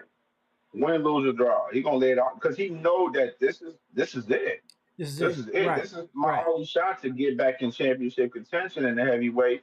And I know I'm on my tail end of my career to where I lose this, it's over with. So Right. Moses is going to get a tough, a tough, focused, hungry person. Like I seen Dillian White's interview, not even his interview. I seen him do his live stream where he was talking about like, a lot of these guys they're doubting him versus Moses and everything. So he has a mindset to where yeah, I'm ready for the upset. I'm ready to upset Moses and Mm-hmm. get this win because a lot of people's doubting me. Like my town, like UK, my country, they don't believe in me to win this fight. So Right. I gotta win this one. So it makes it a real intriguing fight right here in that aspect for sure. Yeah. Because with all that riding on him on his shoulders and that weight, he wants to kind of make a statement. So, what do you think, Rob? I can't. Cam just kind of took the words out of my mouth because I said it earlier. Like the only reason I really look at Dillian's White situation like that as I'm gonna come back, even if he wins. I think he's just trying to go out on top. Uh, he's just trying to show that Moses is a pretender, and that's what these good fights that he's got a lot of experience. White does, in a lot of tough fights. He's battle tested, and then Tuma's not. This is why I say I think they're gonna try to get him out of there before Dillian White can actually set in and be like, okay, let me take him and drown him out. But like I said, if it starts to go past the sixth or seventh round, now you want to see it Tuba dig deep and say, okay, this guy ain't out of here. Because that can mess with your mind. If you throw everything in the world at this guy, he's still standing in front of you, and you don't have a backup plan mentally, or even like with a B plan, it's like because you put everything into this A plan. Now you got to figure it out on the spot. Like, how do I get my mentals back in place? He ain't out of there. He's still okay. What do I do? This is what we're gonna see in Tuma, if it comes to that. It's step up and dig deep and do it. But I've been saying it on a since the fight was announced. I don't see Moses losing at all. It's more of a stepping stone fight for him to go up to the next level. I never saw Moses losing this fight at all, Okay, and that's not what's because I don't up. like Dillian White, but I just never saw. Right. I just never saw it. Never Right. saw it. Right. Yeah, Dillian White, he's a character for sure in the Yeah. boxing game. The things he says, man, his antics be off the chain. Um, Now, what about on that same card, David Adelaide and Philip Perkovic? What y'all think about them two? I think that's gonna be a Uh, some heavy I ain't hitting really got too much. I don't got too much on it. I feel like Hergovich should win this. Like it's set up for him to win. Like Hergovich should win this, and if he don't win this, then they know that he's not who they portrayed him to be. to be. Because Right. a lot of people was very high on Hergovich, but Hergovich, this is a do or die fight for him in his career right now too. At this point, because of the fact that you look at the heavyweight landscape, you got guys coming up like Moses. You got guys, of Fabio course, Wardley. still in position Hmm. like Fabio Worley, and you still got with Daniel Dubois, like he's number two in the WBC the other day. You know what I mean? So like you got guys Daniel Dubois, you still got other guys that's key in the division that's still in position to for title shots and to win and everything. So Herkovic needs to make a statement on this fight with Adelaide right here this weekend for sure coming up. He need to make this statement. Adelaide is a guy that he, yeah, he's a significant name because this heavyweight division and this era is not deep as it was from the 80s, the 90s, the early 2000s. It's not deep as that. So right now with Adelaide, he's still a significant name in this specific era, but Herkovic is a guy that this is not a 50-50 fight. Herkovic should go in there and handle business You know what I'm saying? It's all about him going in to do it. And that's the questions that we have as fans with Hergovic because we seen Hergovic in certain fights where like he ain't 100% himself in in the last 2 3 fights for fights. You know what I mean? So he needs to really step up and dominate this fight with Adelaide. Show us that he's one of those true heavyweight contenders that can compete and compete for a championship. Coming up possibly. You know what I'm saying? Because there's some guys that's going to pass Herkovic.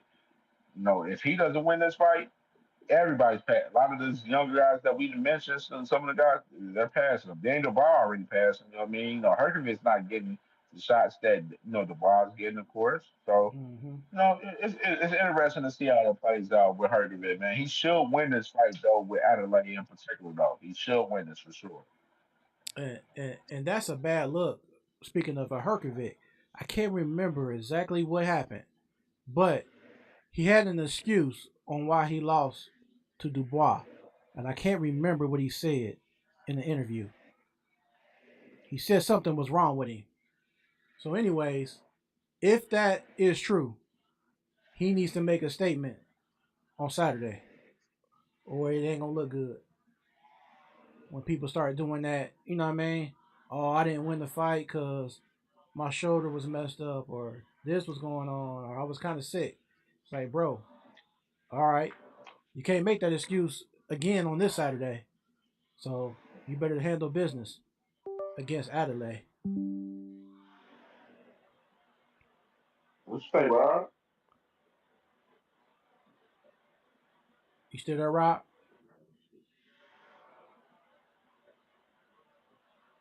I don't know if it is. Yeah, man. I think with Herkovic, man, for sure, bro. Like, Herkovic got to make a Can you hear statement me? to cook up. Yeah, I can hear you. Yeah, we hear you now. Yep, there you go. There you go. Okay. I haven't seen Adelaide fight, so I can't say much about him. But for Herkovic, this is a do or die fight. He hasn't looked good in his last two, and everybody was making a big deal out of it. He got beat down. This is a more statement fight for him. So like I said, I haven't seen Adelaide, so I can't say, oh, he's this or this jab, and I'm not going to try to embarrass myself like that. So, but for Herkovic, he needs to win this fight, period, or it's over for him. Yeah, yeah, for sure. And then we were just talking about the heavyweights. Cam J was dropping how these heavyweights coming up. You got Warley, you got Moses Atuma, who's young, and then your one guy, I think he's Matchroom, the Eddie Hearn had, Yeah, Terra Mona, Terramona. and then you got him. Yeah, so Yeah, I like Terramona. I definitely like last week, man. We watched Josh Edwards last week, man. The Golden Boy, man. He looked solid in this fight, even though it was about a minute and 30 seconds worth of time for him. But Josh Edwards, I'm impressed with him, man. So we got some heavyweight guys to look out for. mm-hmm. I'm just hoping that we have more guys come up, man, because we need more guys coming up for us this new era in heavyweight. Because heavyweight division, in boxing was supposed to be the supreme, man. The upper echelon in boxing, and we always look for knockouts back in those old days from those guys, Mm-hmm. and we're still getting those, but Right. these guys in the heavyweight division, they're not as popular as the guy in the lower weight divisions. You know what I'm saying? If you see on my channel, of course, I cover, the whole landscape of boxing. Of course, always, but you'll see a little bit more coverage from, the lower weight classes, a little bit from myself in particular, because of the fact that the heavyweight guys, they're not as actively, with the content, as far as like speaking out and, everything, etc than the lower weight classes guys. You know what I'm saying? It's not as much, content with those guys pertaining to, the lower weight classes. So like I'm hoping that the heavyweight guys come up for us their marketing, their branding, and along with the fights, because the fights just really makes up for everything too, because the performances means everything. Like people in boxing has to understand that the performances is everything. Like you even whether you win, lose, or draw, you want to give your all and you want to look solid. Whether you lose the fight or you have a draw, you want to look solid in your performances so where you can continue on and get bigger bags. You know what I'm saying? Like that. Mm-hmm. That's what it's supposed to be about. Having great performances, regardless to whether you lose, win, or draw. And some of the fighters is not understanding that right now. You know what I'm saying? They're not understanding that. You got some of these fighters there half-assing through through training camps, and they go. That shows in the fights. It shows in the fights.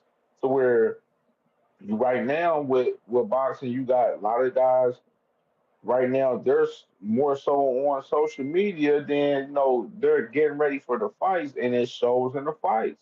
So that's why I said like a lot of the fighters, with along with their teams, be locked in for these fights, man, and perform your best, whether you win, lose, or draw, because you never know who's watching. Just like us on YouTube. Like I can say for myself, like I know Bill Haney watches my channel every time I go live. So, like, you know what I mean? I'm at my best for sure because I know Bill Haney, a lot of other fighters that's, watching and stuff when I tag their names on specific videos and shows, and, coaches and trainers and stuff like that, that they're watching us. And just let alone with us being as fans and being content creators, we're watching these guys. So these guys should be wanting to be at their best, let alone with us doing the content and everything that we're trying to be at our best delivering the content for the people because of the fighters, the coaches, etc. They're doing their best. So it has to be 100 all across the board, from the content creators to the fighters to the coaches, the promoters, etc. You know what I mean? You're doing Yeah, a for good job with sure, that, man. Cam, dude. Because I saw Norman when I saw Norman pop up on your podcast. He was like, "I come on here to straighten out the situation." I was literally, again, I'm delivering a package, dude. My man just popped up on your show, like, "Yo, like Brian Norman's father pop." Oh, okay, okay. It was And then, crazy, bro. Because I didn't expect. Real talk. I didn't expect Senior to come on at that time for real. Honestly, mhm, because of the fact that he was dealing with, his mother just passed from stage 4 breast cancer. So I okay, didn't expect him to come on. Because in recent timing for us that particular situation, they wasn't doing much, interviews and stuff, being out. But then, with them. I had Tay Jones. I was interviewing Tay Jones that day, and Tay Jones is very close to the Normans, and Tay was, he got a mention after the show. He was like, "Yeah, the singer was, listening in, the whole show." You know what I mean? Which is, it kind of just gave me that mindset that where, like, I mentioned that earlier here, where I'm like, these fighters and these coaches and trainers and stuff, and the dads, the parents of these fighters, they're watching us. They're listening, and we hmm, hashtag and say oh, this is a story about Brian Norman Jr. and Devin Haney. They're watching us. They're watching us yeah, because we're talking about them. You know what I'm saying? Regardless of where they comment or not. So they're always watching us. So like Oh yeah. I don't be tripping about it for real in my case. That case in particular with with Tay Jones, Tay Jones, he was very pivotal in the beginning of this fight build up with, Devin Haney and Brian Norman Jr., due to the fact that a lot of people believe that, the Haneys was trying to find a way out of that fight with some of the tactics that they were, doing. You know what I mean? hmm, So that was a very, very pivotal. And Brian Norman Sr. that day, him coming on, I was like, man, that, it was a dope situation. And the crazy part, I was going that, like, me and Tay, I had to talk to my boy Tay about it. I'm like, I was going at the Normans a little bit with, the boot situation with them. As far as I felt like they should have took the boots fight when it was offered to them at that time. But then, with me being a boxing fan and just, being a boxing analyst too at the same time too, because I analyze the game and I give my opinions and everything, and I do my shows, content on boxing and everything on a daily basis. To where I looked at it, I'm like, I look at it as a business decision. I understand the game a lot more than I did 2 years ago, where I understand some of these fighters is not going to take you know certain fights. I understand some of these fighters going to attach their name to certain fighters just to get their name up a little bit, and they take certain different routes, and then they hmm, try to build up to where that person they was talking about and attaching their name to, they build up to fight that person eventually in due time. Like I Yeah. understand the game in a deeper perspective than I did the last 2 years now because I used to be a person where I'll be like, man, I see a person not trying to fight a person, and I'll be like, man, they ducking out right out the gate. But now I have to literally sit back and I like to watch stuff play out a little bit, see how things roll through with some of these fighters and the promoters and stuff. Like with the Boots situation, I could have easily came out. I had so much information on Boots, bro, on his situation moving up to 154, where I could have been putting out content on Boots and be like, man, Boots ducking, Boost this, boost that, but I'm a fan of Boost. I had to Hmm. sit back and be like, man, I don't want to sit here and put Boost out and be like, oh, Boost ducking this person, Boost ducking that person, because I understand the game. I understand the promoter that he's working with within Eddie Hearn. Eddie Hearn is a guy that he's still moving the same way he moved when years ago when he was coming in the game after his father gave him Metro. He's still doing a Yeah. lot of those same old promotional tactics, negotiating tactics where he has sent certain offers out and put that out to the media, and then he's really working on this offer behind the scenes in reality. You know what I'm saying? Like Yeah. I peep the game, like and people don't understand these things in boxing. That's why like when we have these boxing conversations, I can't have these type of boxing conversations with everybody because of the fact a lot of people don't see the game the way I see it. They don't see these deep situations with a promoter like Eddie Hearn. He'll send a low ball offer to 4 or 5 fighters just because he's trying to benefit off of profiting off of a fighter that he's promoting within Boo Sentence and profit off of him having a hometown fight in Philly, and the fact that a lot of these other fighters they're not willing to get in the ring with Boots for that type of money right now. They want to maximize the most money possible to come fight Boo Sanders in the hometown because they know they go to Philly fight Boo Sanders, they're not going to come out winning that fight. So I Hmm. Hmm. understand the game. A lot of people don't understand the game in that aspect. Where these fighters they do have their budgets to where yeah, this guy they get offered 500K, and they got to pay their promoter, they got to pay their manager, they got to pay their trainers and their the rest of their team. They got to pay the camp. You know what I'm saying? Yeah. They done paid for sparring. They done paid for the people that they spar with to stay and eat and etc. and all of that. People don't understand the deep aspect of the game and that factor. You know what I mean? Like, and that's where I love talking and having these conversations that we're having right now because of that.